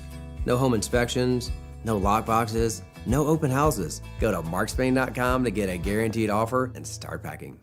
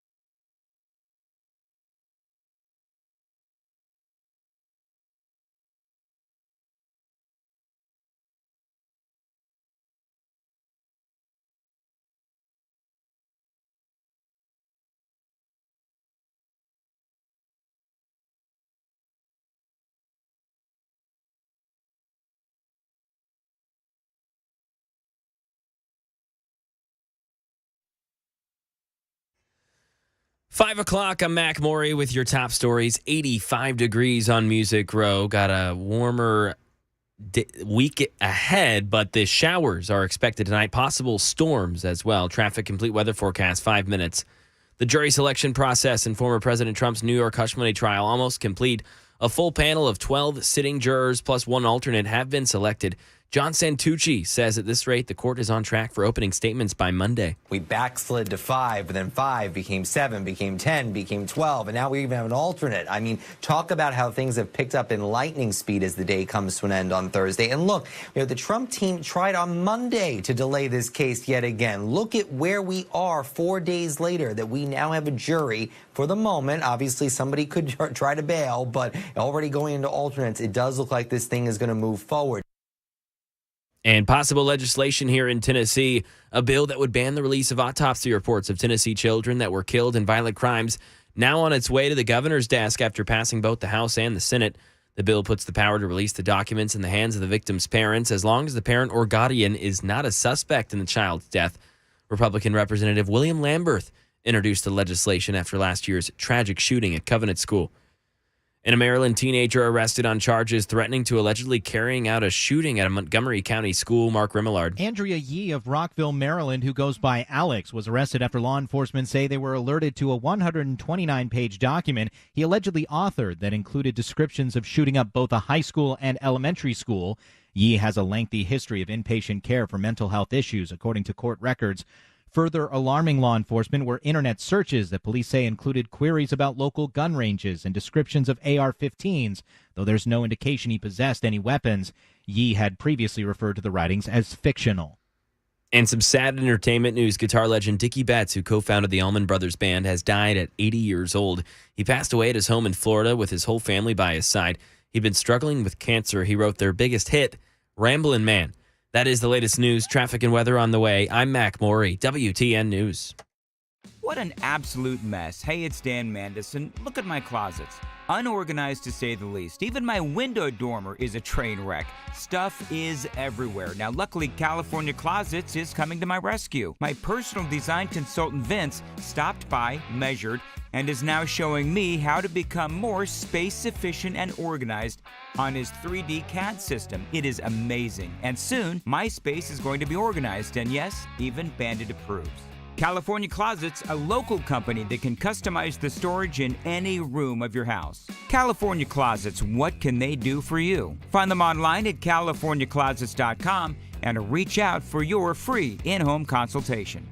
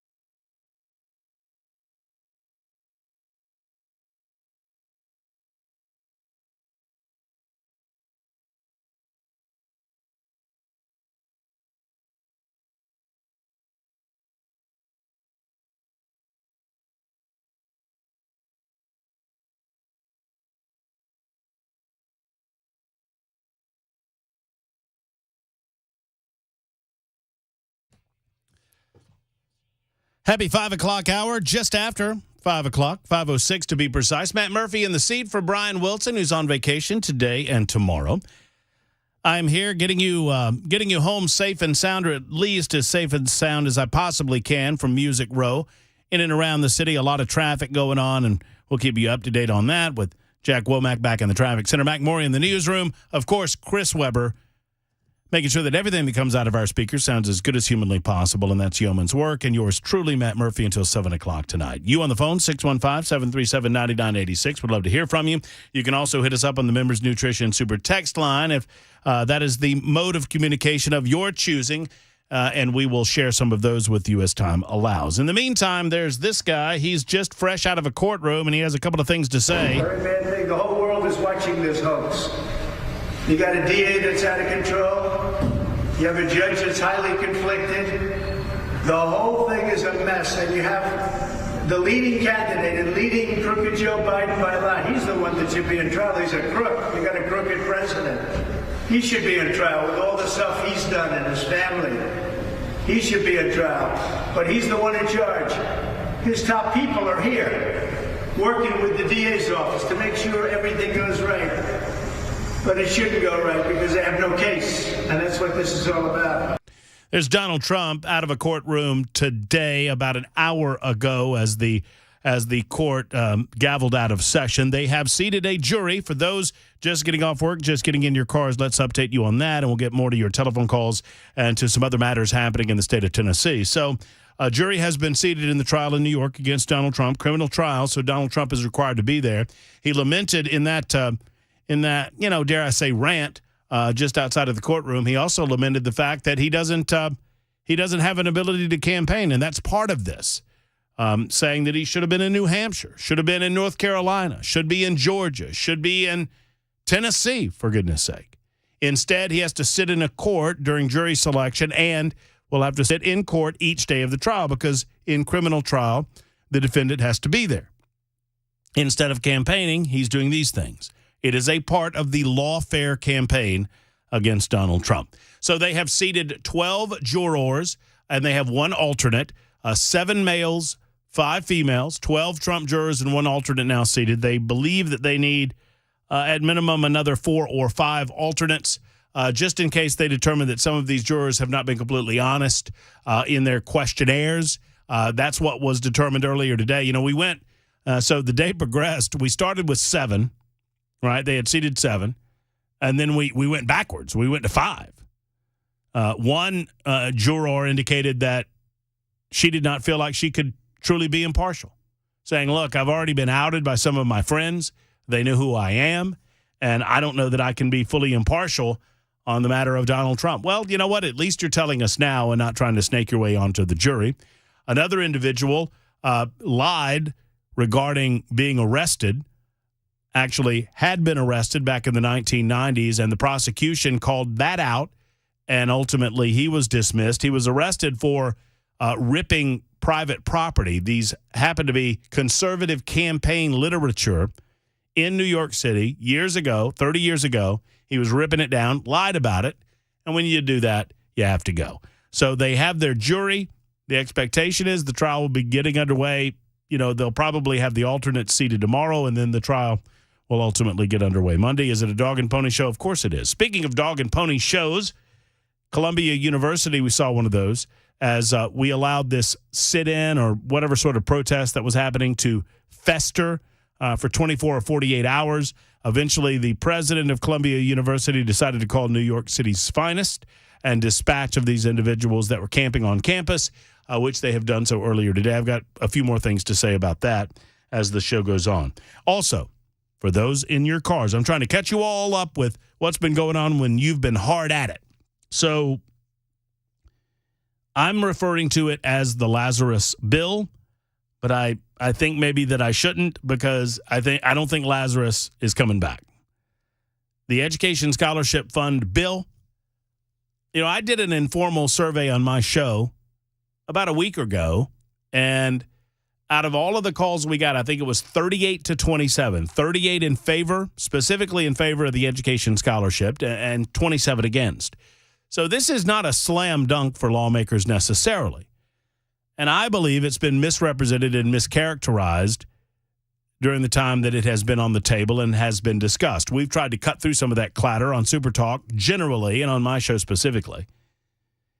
That said, it does not look like it's getting out of committee in the House of Representatives. There does not seem to be a way to consolidate this legislation.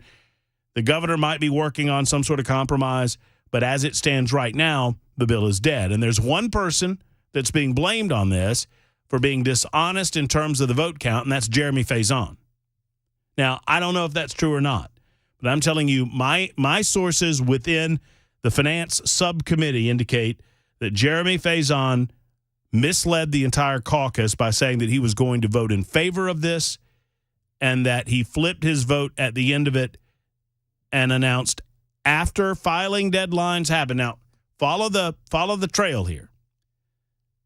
Faison, according to people that I trust, claimed that he was in favor of the Education Scholarship Fund bill and that he would vote in favor of it in the Finance Subcommittee. The filing deadline for any potential challengers in Jeremy Faison's district has now passed. So no one else is allowed to file to run against him in the elections that are set to happen later on this summer. 2 days after the filing deadline passed, Jeremy Faison announced that he had flipped on the bill, and instead of being a yes, he was now a no, which raised a lot of eyebrows in the General Assembly. Now, I'm getting this from people who are very mad at Faison for his no vote. I have requested a conversation with Jeremy.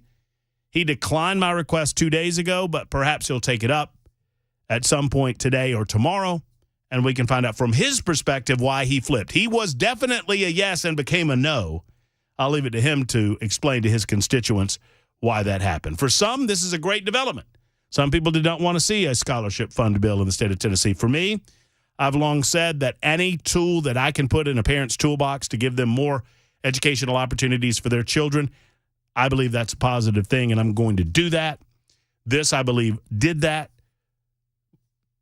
But the representatives of the people have spoken. And as Cameron Sexton said earlier today on the drive, we did not hear from enough people who were in favor of this legislation, obviously. We heard a lot from parents who were against it. Sexton said that they were there every day. Now, there were some lobbyists who were there for it, but they needed to see more parents advocating for this thing. Now, I would suggest that that's a difficult task. That's a tall order to ask, that people take time out of their busy days and out of their schedules to go down to the General Assembly, but it is what it is.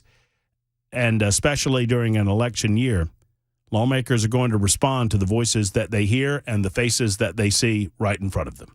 615-737-9986. Would love to hear from you. Talking about a variety of things, to include the corruption of our government and some of the things going on around the country that just make me shake my head, especially this Death to America stuff. Toward that end, Steve is next up. Steve, thank you for your call. Thank you for your patience. How are you doing today? Great. Hope you are.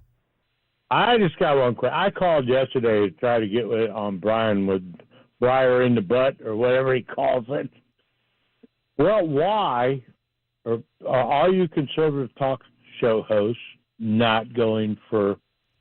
Who are you talking to, Steve? Me? Yes, you. Mm-hmm. Okay. Have you ever? Hold on. Have you listened to me before? Yeah. What is the answer? You said you don't know the answer. Don't you think term limits are the answer? Hold on. I don't want to get too far ahead of ourselves. I'm not a conservative, Steve. Oh. Okay. Thank you. I thought you were. I'm not. The way you talk, you are. I'm a libertarian. All right, libertarian, but still, don't you believe that our government is corrupt? But still, everything I hear you say. Two different things, but still. So yes, I do believe that the government has sadly become corrupted by the deep state. So why don't we go, and why don't all the talk radio hosts go for term limits? I mean, there's no other way to change this. How are term limits going to change the real problem, which is the bureaucracy in Washington, D.C.? Because it's the people that have been there for 30, 40, 50 years that are doing this. Those people are still going to be there. The bureaucracy and the elected officials are two different things, right? Well, I don't know. I'm not sure about that. Well, I mean, for example, the FBI, the CIA, the NSA, all of these types of organizations, they're still going to exist, and these government bureaucrats are still going to have jobs. The staffers but they're kowtowing to the people that have been in there for 30 or 40 years. They're afraid of their jobs. I don't know. That's just my opinion, and maybe I'm wrong. I mean, I don't know that you're wrong or you're right. I'm not arguing the point with you. I'm just offering my opinion. I think you're seeing it rightly. I think that our major one of the biggest reasons that we have, and thank you for the call, Steve. One of the biggest reasons that we have the level of bureaucracy and government that we do in Washington, D.C. is there's no longer any representation for the states in Washington, D.C. If you want to turn D.C. around as quickly as possible, we need to repeal the 17th Amendment to the Constitution. And I would encourage you to look that up and do a little research on that, Steve. 17th Amendment is the direct election of senators in the various states. Sadly, the unintended consequence of bringing that vote closer to the people, and I understand the premise behind it, but the sad unintended consequence of doing that was that the senators found that the best way to ensure reelection and the best way to, quote unquote, do the will of the people was not to do the will of the states, but to grease the palms of the people through the federal government. And so, sadly, and I'm not reflecting on Haggerty or Blackburn here when I say this, sadly, senators have become agents of the federal government more so than representatives of the state, which is what the design was. So I'm not arguing against term limits necessarily, but I don't think it's going to solve the problem that many people believe it's going to solve, because I don't think the problem necessarily are the individuals we're sending to Washington, D.C. Those people go to D.C. and they feel somehow beholden to the bureaucracy that exists, and the bureaucracy could give a rip about these individuals because they were there before. And I've talked to these people. Wilson knows this too. He was there a lot longer than me. I mean, obviously, I wasn't in Washington, D.C. permanently like Brian was for a number of years. But the bureaucrats, they could give a hoot and a holler over who the congressman is that they're dealing with, because they've seen them come and they've seen them go. Some of these individuals have been ensconced in the various organizations that they represent for decades, and they firmly feel like they'll be there a lot longer than any old elected official. Well, if you bring in term limits, and so now you're bringing in neophytes every 8 years or every 12 years, now you're seeing even more rollover. You're seeing more naivete. You have the bureaucracy becomes more of a controlling interest because they bring these neophytes in and they say, let me tell you how we've always done it there, buddy boy, and how you're going to do it too. And they get no pushback. I would like to see representatives term limit themselves out of a desire to be citizen statesmen as opposed to career politicians. But we have to elect those types of people. It's 5:20 on Super Talk 99.7 WT. And when we return, cannibalism in the White House. Joe Biden says so. That audio next on Super Talk. The guaranteed offer is the easiest way to sell your home. It's really simple. We bring you an all-cash offer. You close in as little as 21 days. No home inspections, no lock boxes, no open houses. Go to markspain.com to get a guaranteed offer and start packing.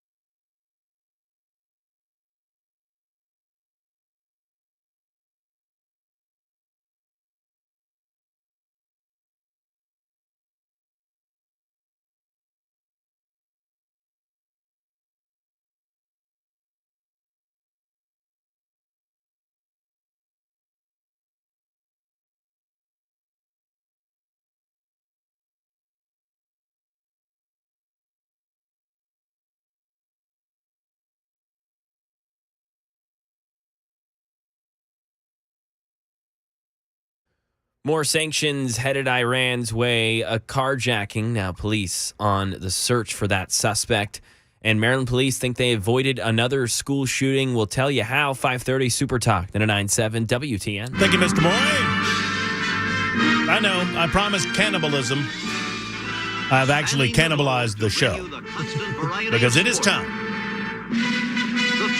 for Mac Morey's wide, wild, wacky, wonky, wonderful, weird, weighty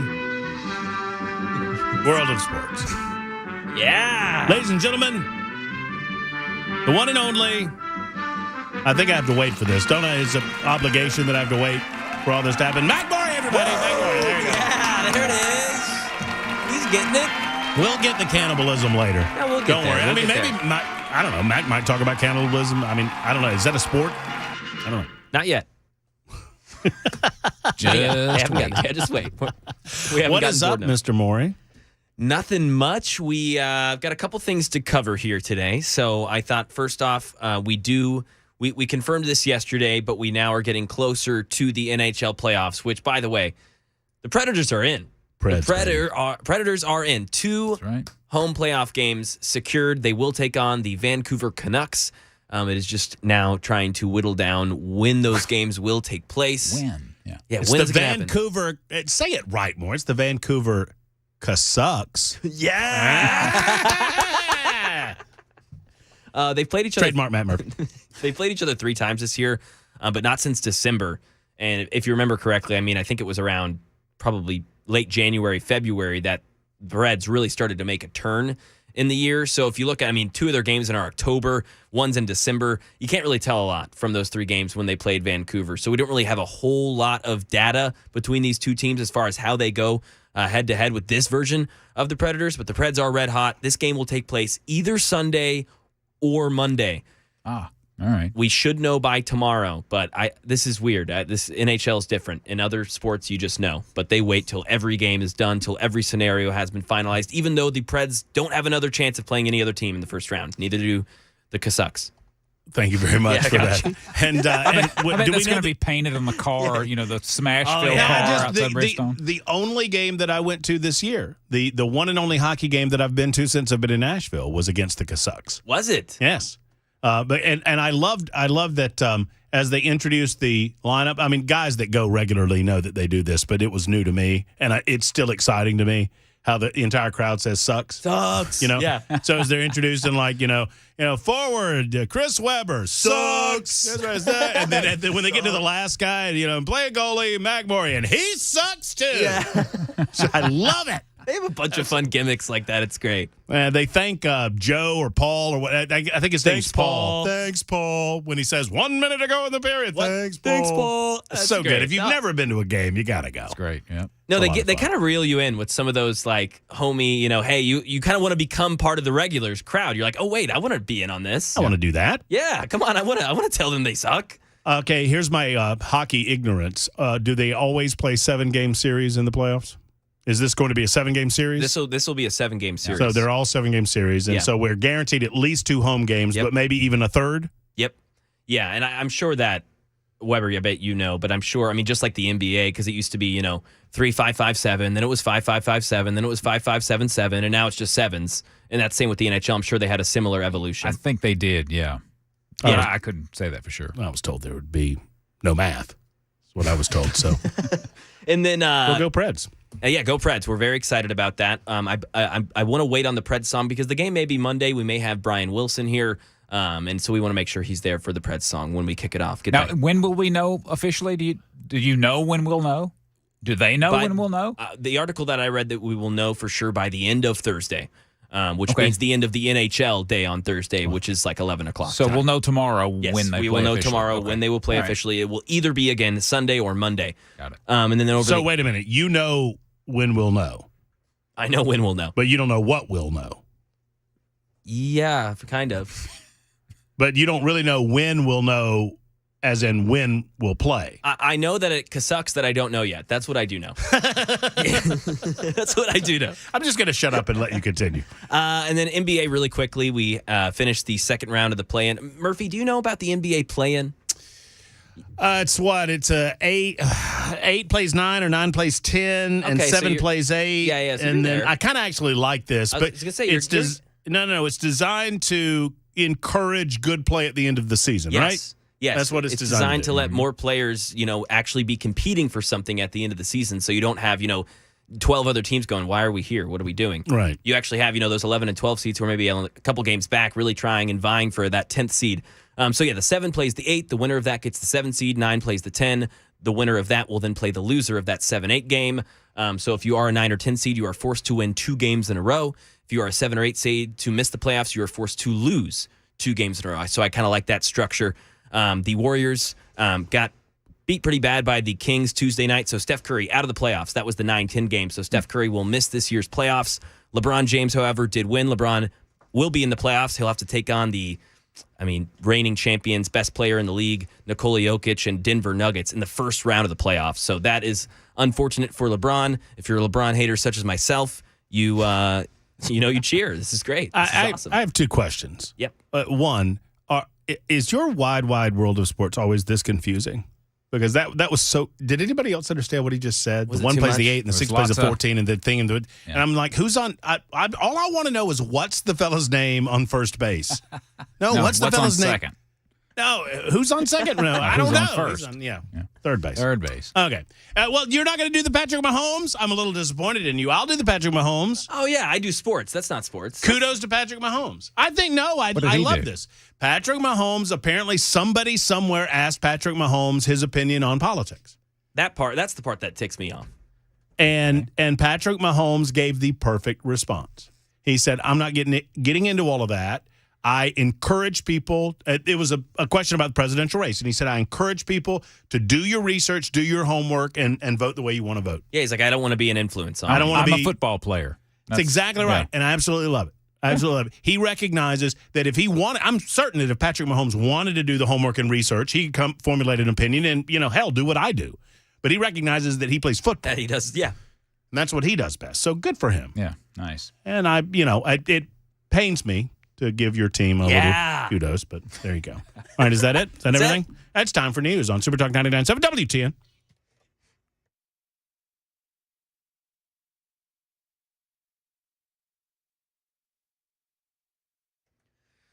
.532, I'm Mac Maury with your top stories. 84 degrees, sunny in Nashville. Possibility for some severe storms tonight. That likelihood is low. Traffic report, weather forecast, 5 minutes.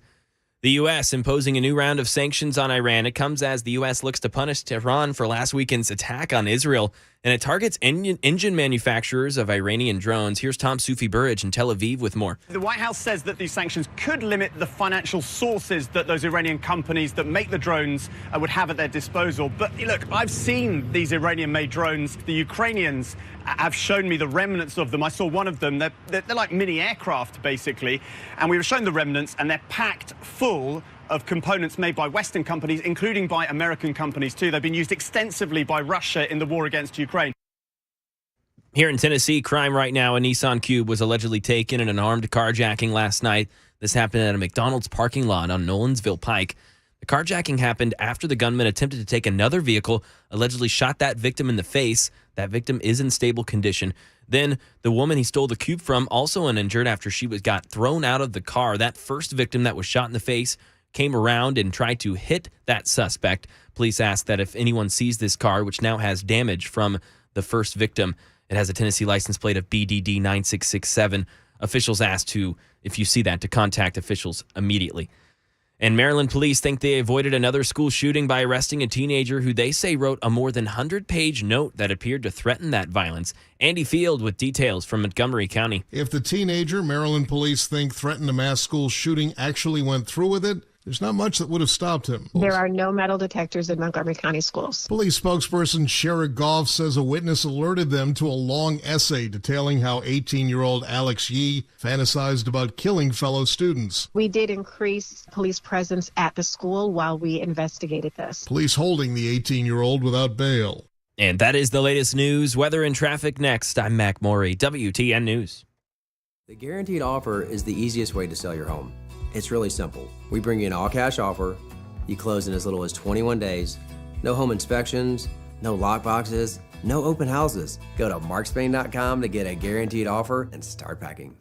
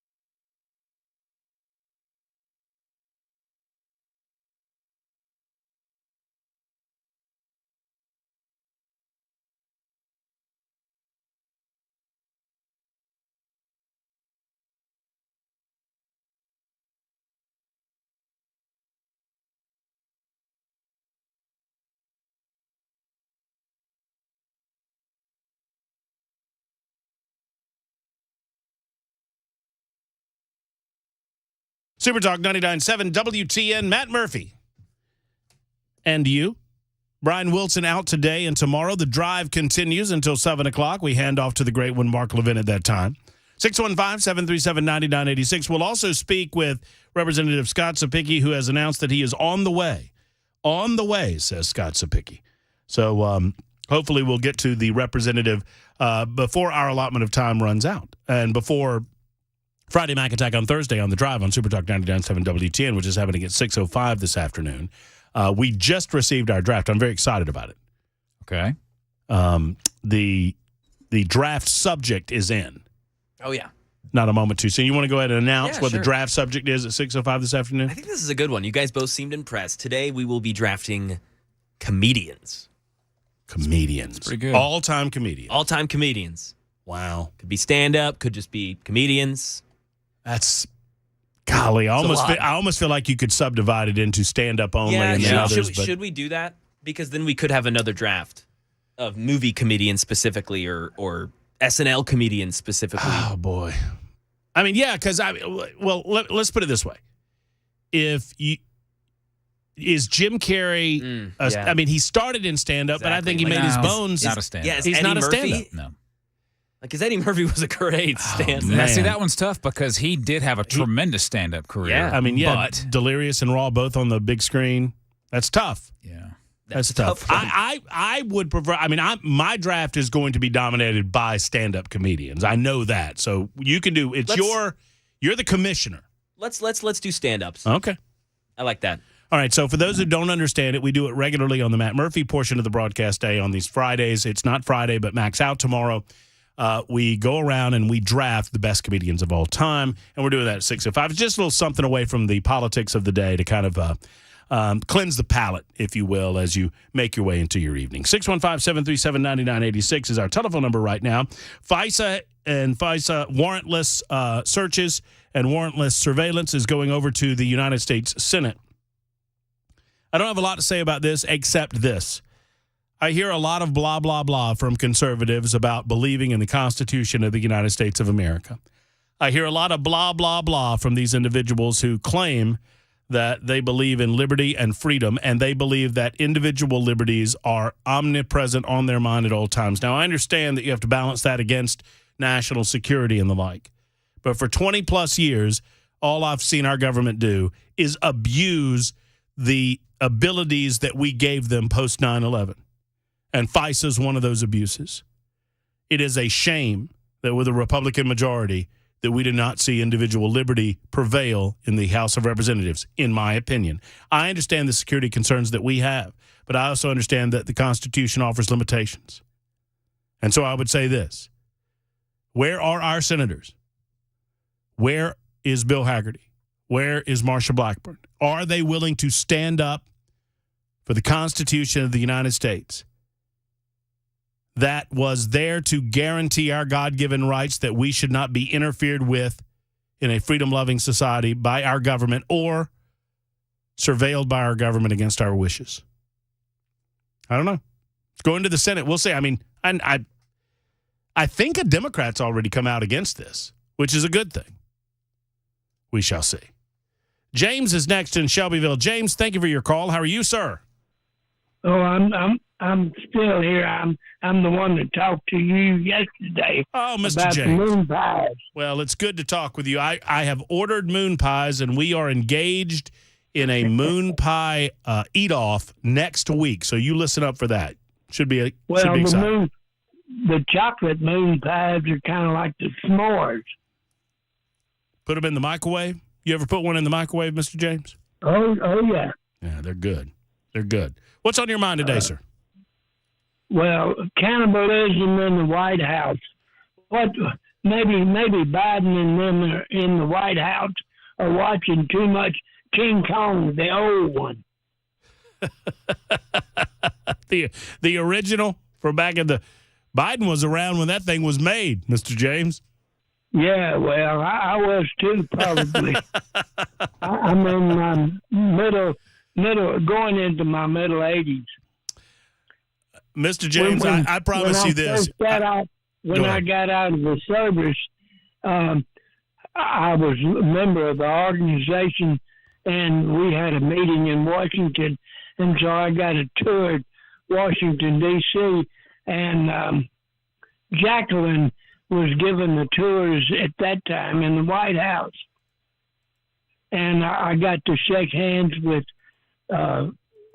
Senator Gore and Kefauver, Gore's father. Gore, today. Senior? Yes, sir. Yeah. And so Kennedy's wife was given the tours at the White House at that time, 1961. Yes, sir. When I was young coming up, you talk about patriotism. When I was young coming up in the middle 40s and early 50s, us kids used to all get for Christmas toy soldiers and trucks and tanks and stuff, and we'd play in the dirt in the front yard or backyard and have wars with each other. Nowadays, the kids don't even think about it. Matter of fact, going into the 10th grade, I had, there was 10 boys that quit school going in the 10th grade in 1953 and joined the Marine Corps to go to Korea. So all we thought about was saving the country, fighting. Yes, sir. What years were you in service, Mr. James? 58 through 61. Well, thank you. Thank you for everything. I went through basic training. I originally from Memphis. Elvis Presley got drafted, and I joined at 17 when I got out of high school. Next year, I graduated in 57. And so Presley was drafted, and we both went to boot camp together, and I joined. And we went to Fort Chaffee, Arkansas. That's where Fort Smith is. Together. Wow. So you went with Elvis? Yeah. I went through boot camp with him. I bet your haircut was a lot tighter than his was, Mr. James. Oh, well, I don't know. Everybody back then had I don't dragons, and everybody had dragon rolls and DuckTales haircut. Well, I'm talking about after you got out of that barber chair through boot camp. I bet it was a high and tight for you then, wasn't it? Oh, yeah. Well, call me back anytime. Right. Mr. James, I got to scoot, but you call me back anytime, sir. Okay, fine. We'll call you tomorrow. Yes, sir. Bye-bye. I'll tell you, Mr. James called me yesterday on my show sometime between noon and 3, and I thought this yesterday, and I'll say it today. I've spoken to Mr. James twice. I know that he's roughly the same age as Joe Biden, maybe a little bit older than Joe Biden. He's an absolute treasure. Mr. James, I wish you were in the White House and Joe Biden was back home in Delaware or wherever the heck he calls home nowadays. Because I know this. I asked Mr. James a couple of questions about his past, and he had ready answers. You know what Joe Biden's got? Cannibal talk. Uncle, they called him Ambrose Brosey, they called him Bosey. My Uncle Bosey. Anybody understand that? I'll help you out. Ambrose Finnegan, we called him Bosey, Uncle Bosey. And my uncle, they called him Ambrose Brosey, they called him Bosey. My Uncle Bosey was a hell of an athlete, they tell me when he was a kid. Hell of an athlete at Uncle Bosey. Doesn't really have anything to do with the story I'm about to tell about him being eaten by cannibals, but, whatever. And my uncle, they called him Ambrose Brosey, they called him Bosey. My Uncle Bosey was a hell of an athlete, they tell me when he was a kid. And he became an Army Air Corps before the Air Force came along. He flew those single-engine planes as reconnaissance over war zones. And he got shot down in New Guinea. And they never found the body because there were a lot of cannibals for real in that part of New Guinea. A lot of cannibals. Good evening, Clarice. Sit, please.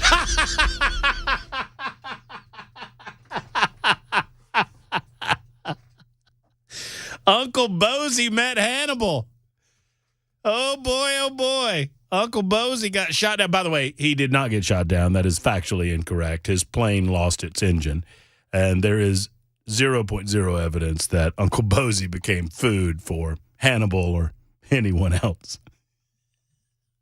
It's 10 minutes until 6 on Super Talk.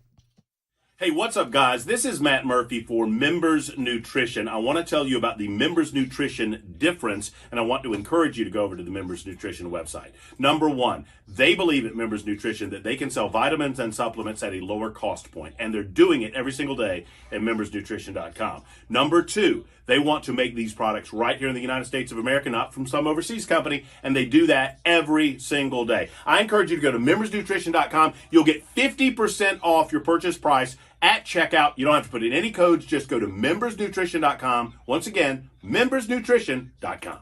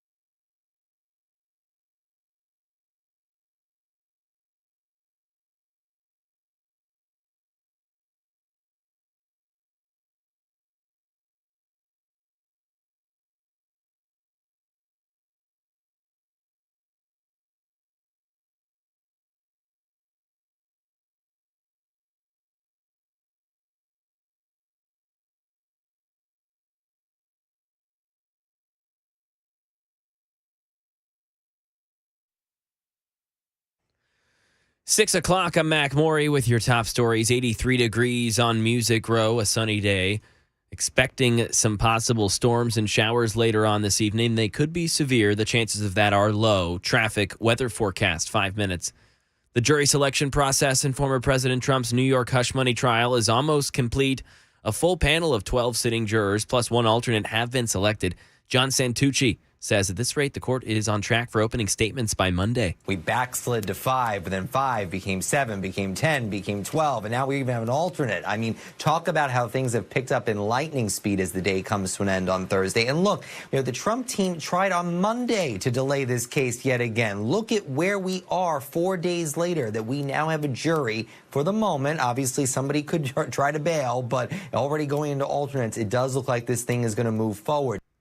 And here in Tennessee, a budget has been passed by the Tennessee House of Representatives and should be fully approved by July 1st. Speaker of the House in Tennessee, Cameron Sexton, joined WTN's The Drive and said what he was most proud of in this year's budget. Well, we continue to increase the rainy day fund. The budget is about 15 to 16% than it was last year. And so the spending reflects that. It's a very conservative budget. We did increase money for K through 12 education. We also, in there, is proposed the biggest tax cut for businesses in the state of Tennessee, the $400 million.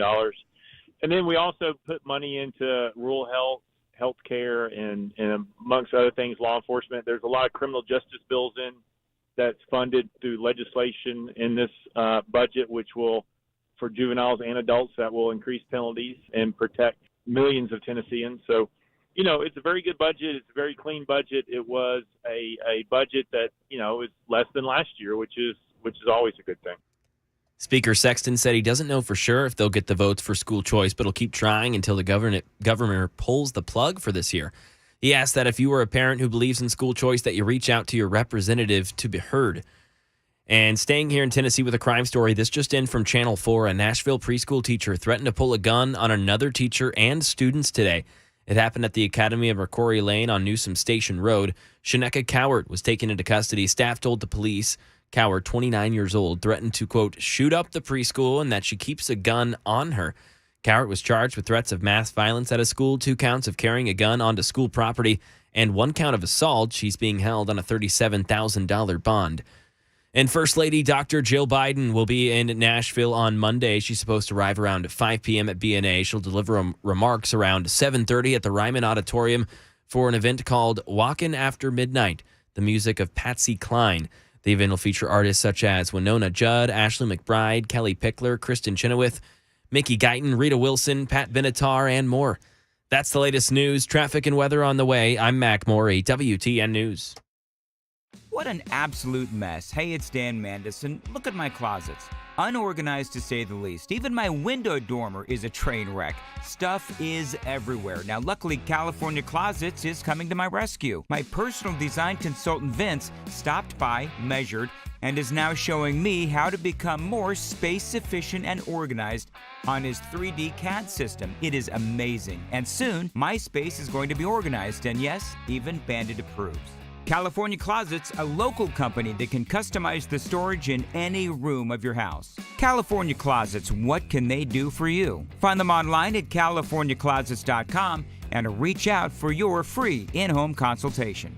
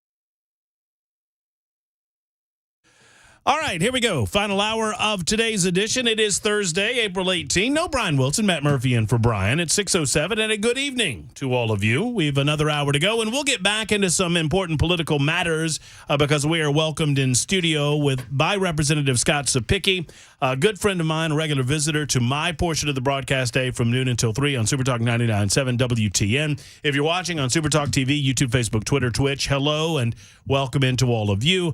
Thank you to the F&M Bank chatters who are out there. Sometimes they don't get the notice that they deserve, and we appreciate you Members Nutrition Super Texters as well. So this is going to be a little bit different over the next 20 minutes or so, maybe 15 minutes or so, and then we'll get back into education matters with Representative Scott Sapicki because much to discuss with him. And I appreciate him indulging us in a little bit of fun. Yes. Because normally on Fridays, I have a segment called Friday Mac Attack. It's actually your segment. I was gonna say, it's my segment. It's my show, but it's your segment. So two things happened. One, I'm filling in for Brian Wilson on Friday. And so, okay, and I say to Mac, hey, man, I'm filling in for Brian on the drive on Friday. I know you're doing news at that time. Would you mind doing a little Friday Mac Attack with me? And Chris Weber can do it with us instead of Bell K. Yep. A lot of fun. And you're like, great. I was like, great. One problem. I'm not going to be here on Friday. We're going to an early shift. Yeah. Let's just confuse the matter even further. Yeah, why not? By moving Friday Mac Attack not only to the drive, but also to Thursday. So without further ado, it's time for Friday Mac Attack. Oh, yeah. A whole segment of Cougar Chow. Cougar Chow. That's what we call him, everybody. Friday Mac Attack. Scott Sapicki's glaring at me with disappointment. That's what we call. Look at him. Look at that. Scott Sapicki is also here. Hello, Mr. Sapicki. How are you? Hello, sir. Good afternoon, everybody. But Scott, this is what I love. I told Scott, I said, do you mind if we do this thing and then we can talk education? He goes, yeah, I need it. It's been a long day anyway in the House and the General Assembly. Let's have a little fun.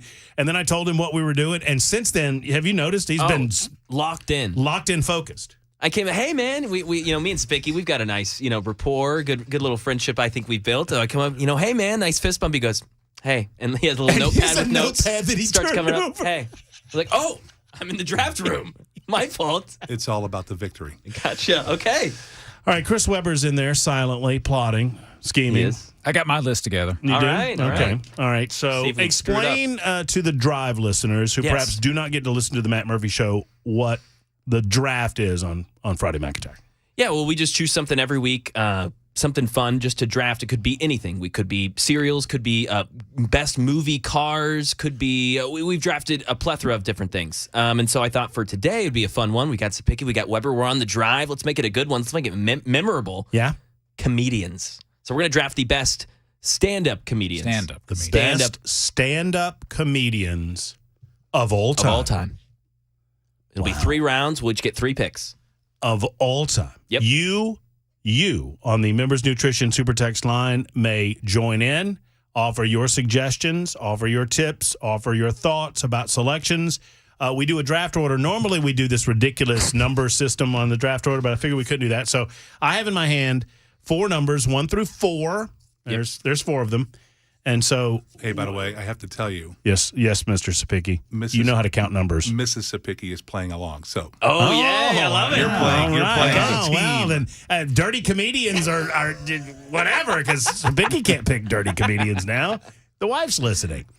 All right, so you can either run in here and pick one, or you just get last. I'm fine with last. Okay, he's fine with last. All right, let's get Sapicki. Yeah. Give Scott the first selection. Scott gets first pick. Paper. All right. We'll just pick them all. It's Friday Mac Attack. Yeah. That's right. Okay, that's me. Okay. 2. Sapicki is picking 2. Ooh, Murph. Number 4. Number 4. That's rough. I'm number 4. You are done. What are you?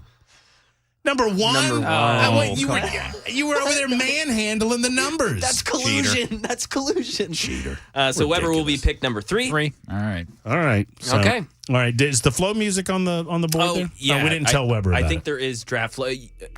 Oh, he's so good. He's a pro. He's a pro. He's so good. Gosh. Belle, if you're listening, this is the way that it's supposed to happen. And if Belle's listening, I'll know it in 3, 2, 1. Exactly, yeah. All right. So the number 1 selection in the 2024 Super Talk 99.7 WTN draft of comedians goes to Mac Morey. Mr. Morey.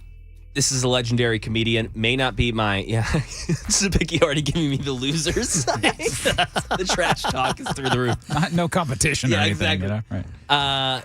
But definitely on my top 3. Wouldn't be my first overall pick. Not my favorite. One. I'm going to go Dave Chappelle. It's a great pick. It's a great pick. It's a youth pick. I get it. Yeah, I think it's good. I understand it. Is that a youth pick? I think it's a youth pick. Okay.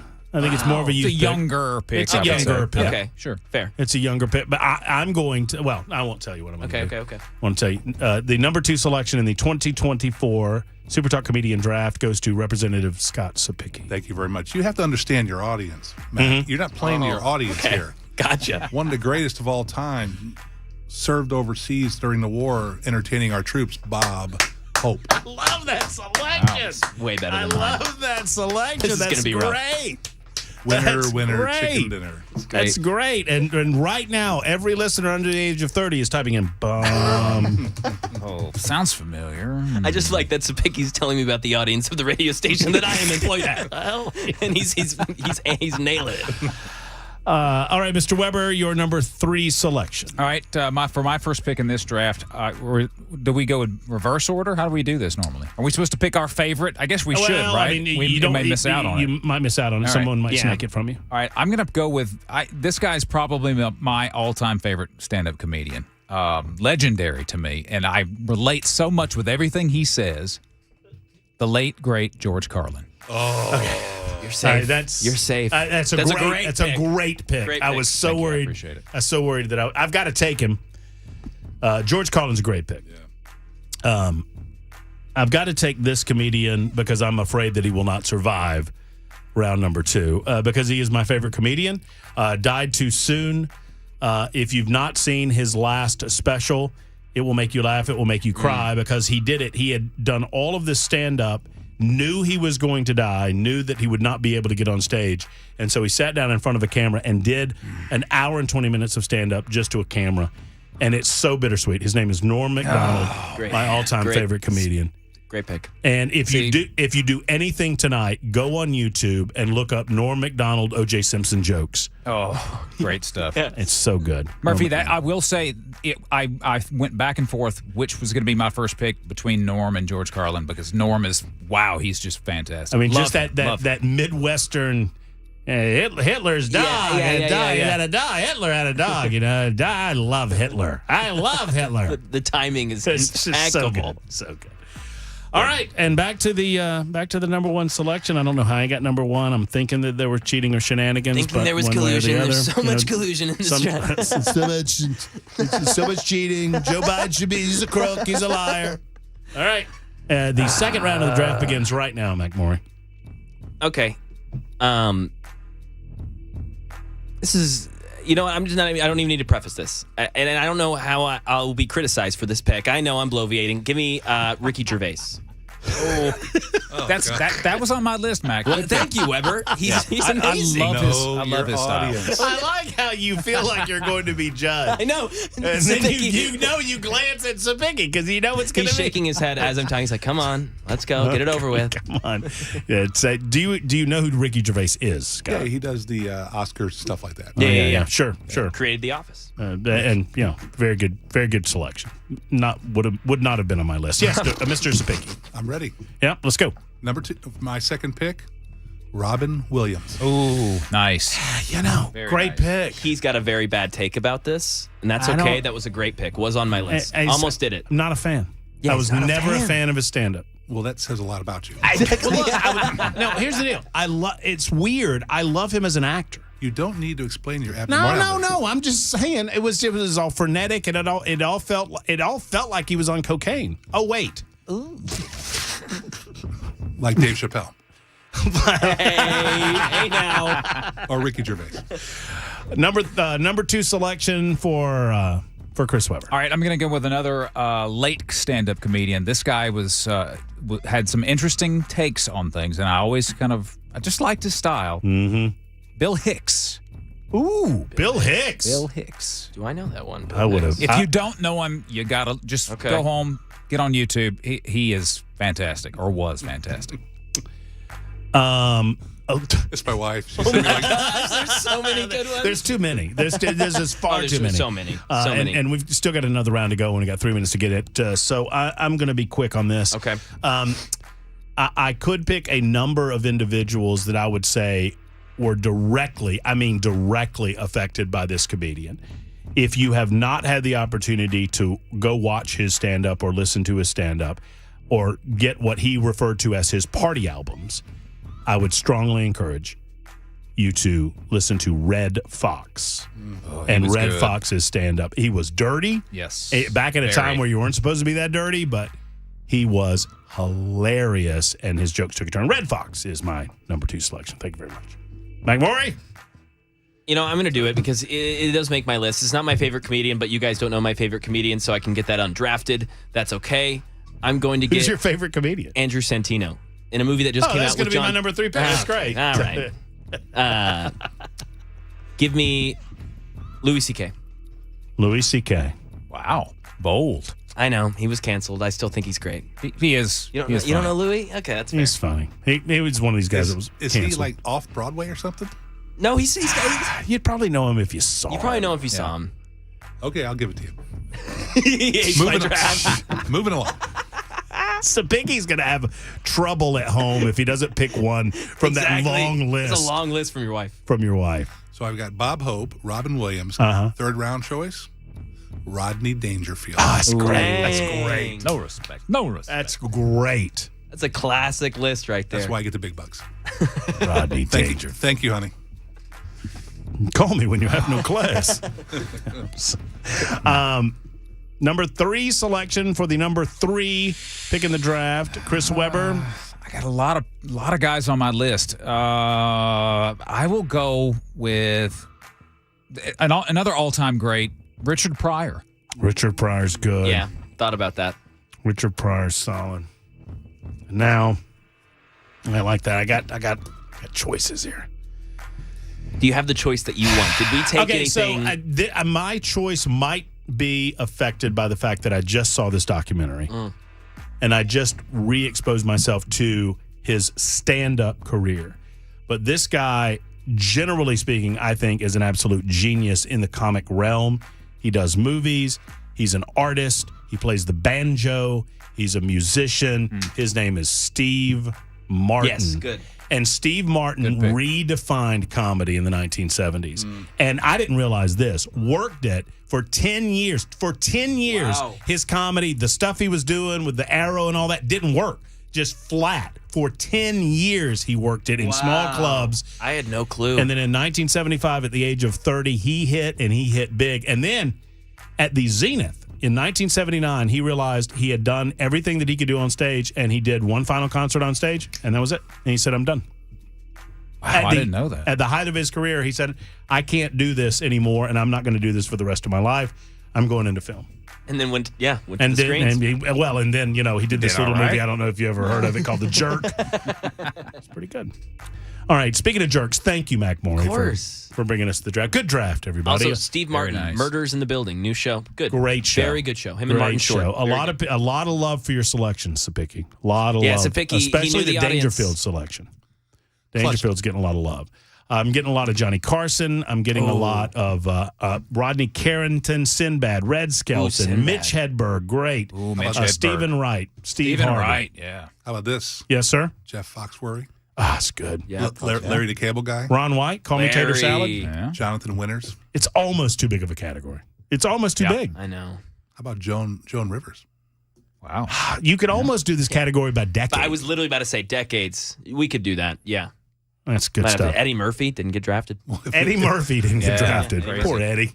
Sorry, Ed. Well, you should have done Pluto Nash. All right, it's 21 after the hour. We'll get back to more serious matters and talk to Scott Sapicki about the Education Scholarship Bill and is it still alive? We'll do that next on Super Talk 99.7 WTN and The Drive. What an absolute mess. Hey, it's Dan Mandison. Look at my closets.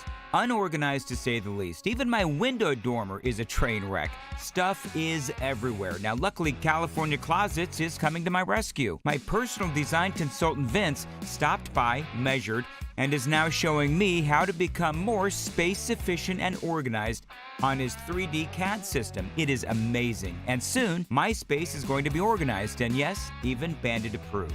California Closets, a local company that can customize the storage in any room of your house. California Closets, what can they do for you? Find them online at californiaclosets.com and reach out for your free in-home consultation.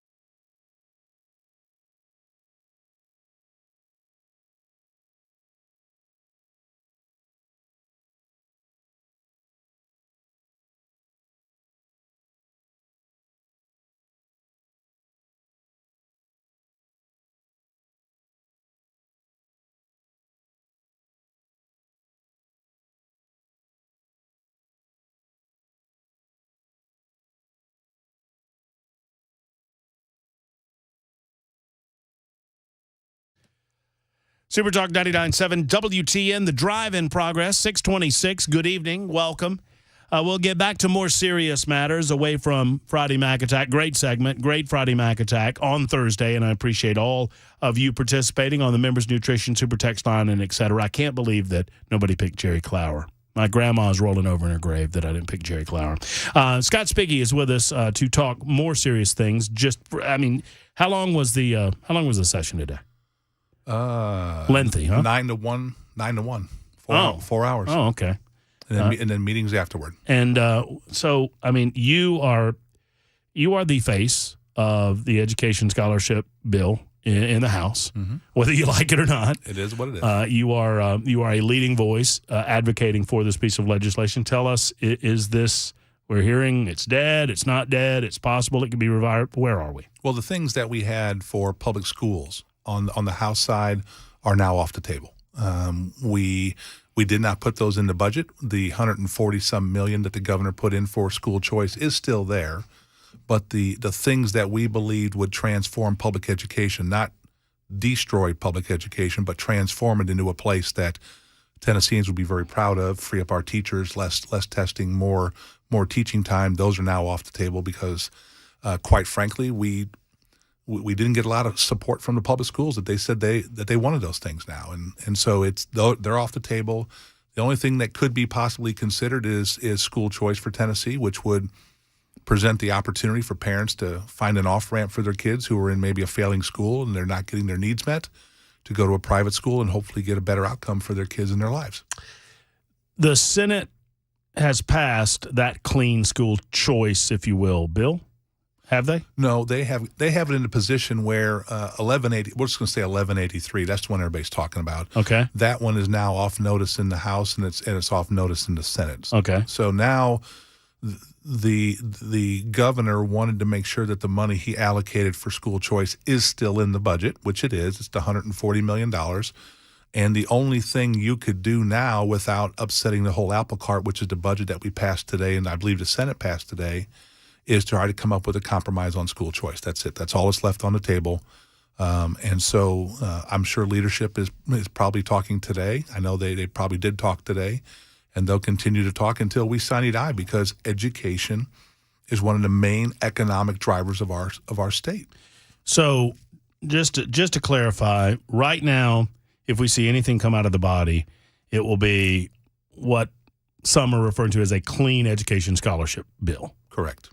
Without some of the matters that you and I have talked about many, many times, many Thursday afternoons on my show. For our public schools. All right, so I'll tell you what, let's leave it there. When we come back, I want to ask you, after a short time out for news, I want to ask you the possibilities of this passing and what you feel like, and I'm not asking you to give us any, sort of inside peek that would screw up the deal. I just want to know what has to happen for that to happen. Mm-hmm. We'll do that next on Super Talk 99.7 WTN in The Drive. Right now, it's time for news on Super Talk.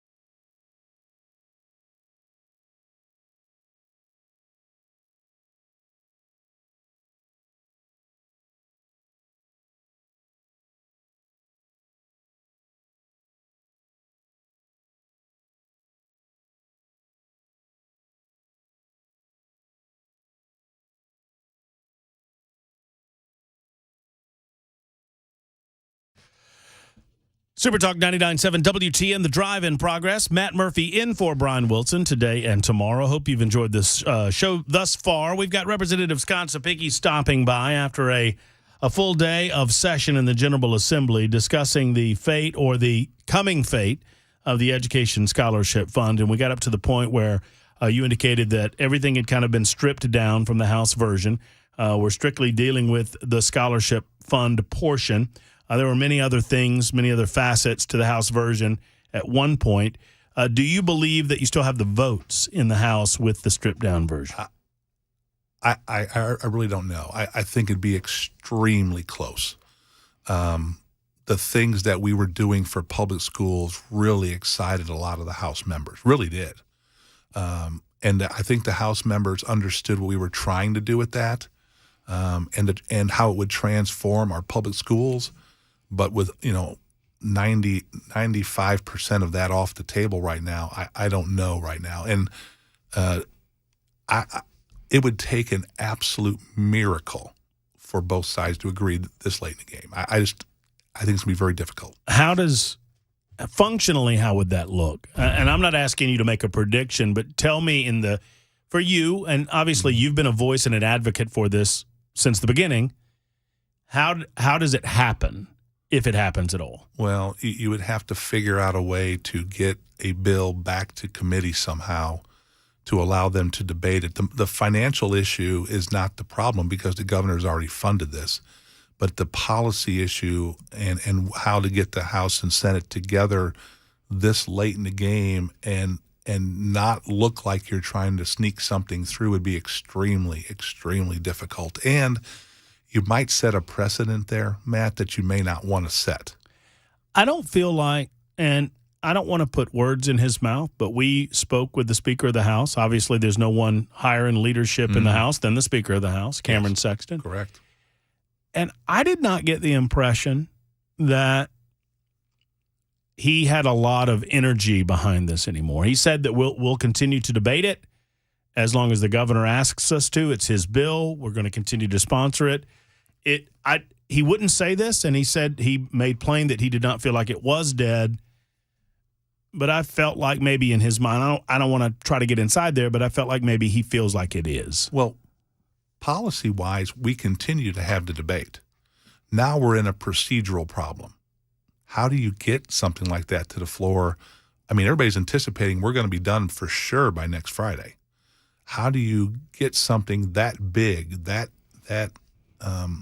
influential in public policy? How do you get the mechanism to get that to the floor? It's just procedurally, it's extremely difficult right now. What do you think, and I'm not asking you to cast aspersions at anyone, but let's say that this doesn't happen this session. Obviously, this is something that's going to be discussed. Education reform will continue to be discussed by you and many, many other members and by the state of Tennessee. Reflecting on it, let's say it doesn't happen.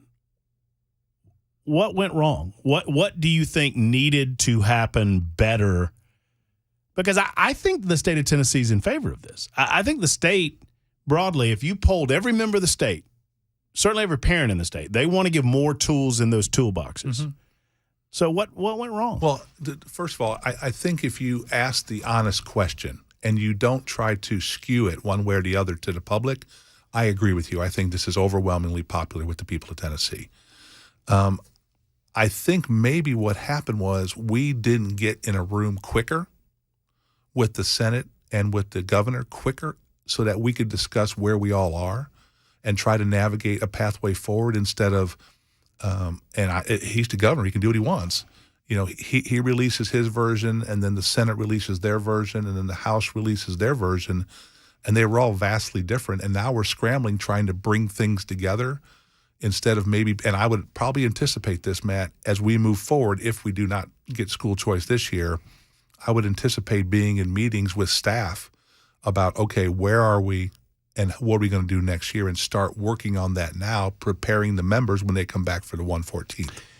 Am I correct in my understanding of how this works, that each session is 2 years and we're completing a session? That's correct. So everything kind of has to start over next year. Right. Everything that doesn't pass is now, every bill that doesn't pass is now dead. Right. And it has to go back through the process all over again. So all the work we've done, all the committees we've gotten through in the House and all the committees they've gotten through in the Senate, it's all off the table, and now you start from square one again. So it's a good policy, though. Or it's good practice. Well, no, I get it. You don't want things hanging over session to session, because the expectation is you're going to have a new opportunity to vote for new leadership. You're going to have a new opportunity to have new individuals in place and committee chairs and all of those sorts of things. So, right. It's a different ballgame. Final thoughts on the education piece, and then I want to ask you about a couple of other things going through the General Assembly. I feel like you must be doing something right if you're getting hit pieces written about you. Scott, I know. Look, you and I agree on a lot. We disagree on some things. I know you to be an honest guy. You've never not answered a call or a text. You've never not answered the call to speak to the people of Middle Tennessee. It's not about me. It's about them, right? Right. And so I appreciate that. Phil Williams does a hit piece on you, finds this secret recording. I listened to what he does. I intentionally didn't play it because I don't want to give him any more oxygen than he deserves. But I thought you were very plain in what you were saying. Now, you're a plain-spoken guy. Mm-hmm. If anybody can accuse you of anything, is maybe being too raw in your language in terms of how you put things. But do you stand by what you said on that recording? Oh, absolutely. I think if the people who know me heard the entire hour and 30 minutes, which what the meeting was with my homeschoolers back in Murray County, they would say, yes, Scott's been saying that for 6 years in the General Assembly, that we need to the problem in education, Matt, is not the teachers. It is the system that we've put them in that is strangling their ability to teach our kids. I think we test too much. I think we evaluate too much. I think we collect too much data on our kids. We have got to get back to the fundamentals and basics. And the statement that I made, which probably could have chose better words, hindsight 2020, but the premise of it is we are failing in so many aspects in education right now. Now, I could go into data, for ad nauseum to you.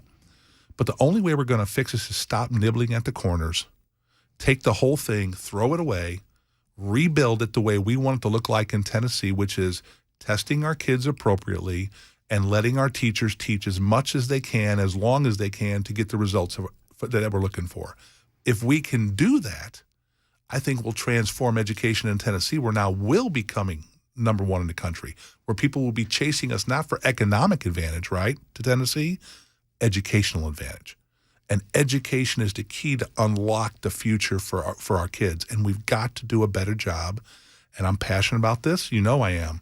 And I'm going to fight this. As long as I have the job up here, I'm going to fight for the kids of Tennessee and fight for the teachers to get them in a system that they can perform.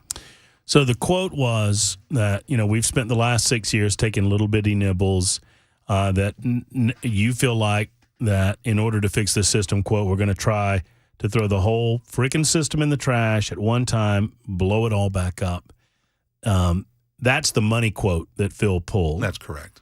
For those that read his article and said, ooh, and maybe didn't get the full context of what you meant and what you said in that hour and a half session, what would you say to those people that took what Phil wrote at face value?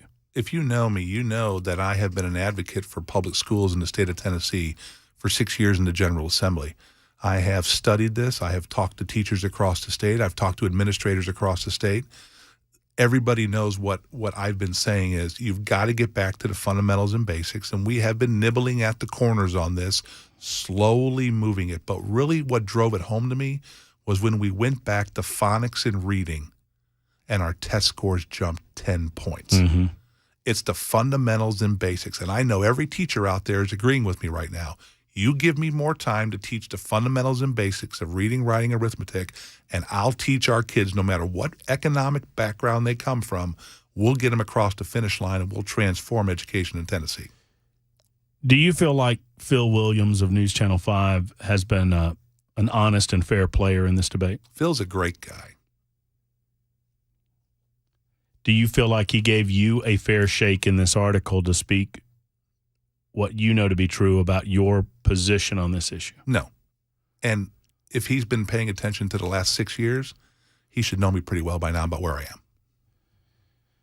On other matters, do you think the legislation involving with permission, arming teachers, staff members, do you think that has a chance to move forward? I do. I think it's a very good piece of legislation. And let me tell you why is it's not so much for Metro Nashville, right? Because the that's my wife. The super people go through all the training, and the only training they're missing, Matt, is the law enforcement side where they can arrest people. All the training, all the evaluations, all everything with the guns, the crisis training. Is Metro Nashville, is Adrian Battle and is Adrian and the chief going to let them do it? Probably not. But in rural communities, this could be a lifesaver to those. Yeah, I think people that understand all of the checks. It's tough. I mean, that have to happen. I mean, you're left with, I heard Brian Wilson say this yesterday, you're left with, you're probably going to see, 20 examples of this across the entire state with all of the different checks and balances. So yeah. I think it's good legislation if people understand it. Scott, thank you for spending the time with us. Thank you for coming by. You didn't have to do that. I appreciate that. Thank your wife for me. And we'll talk to you again very soon. Thank you much. 47 after the hour, almost 48 after the hour. We'll wrap things up in just a moment on The Drive on Super Talk.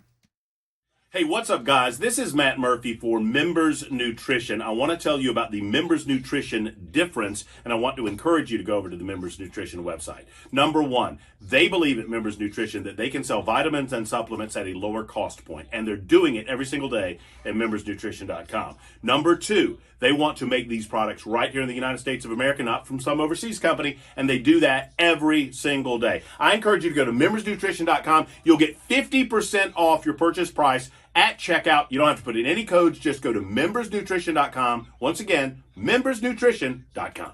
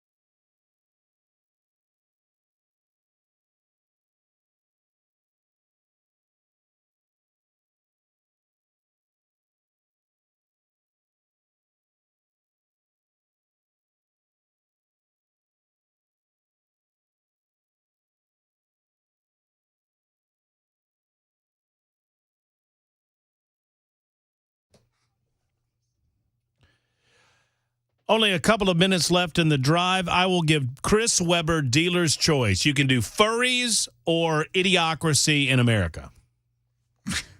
Let's go with Idiocracy in America. A North Carolina high school student was reportedly suspended for 3 days for using the term illegal alien.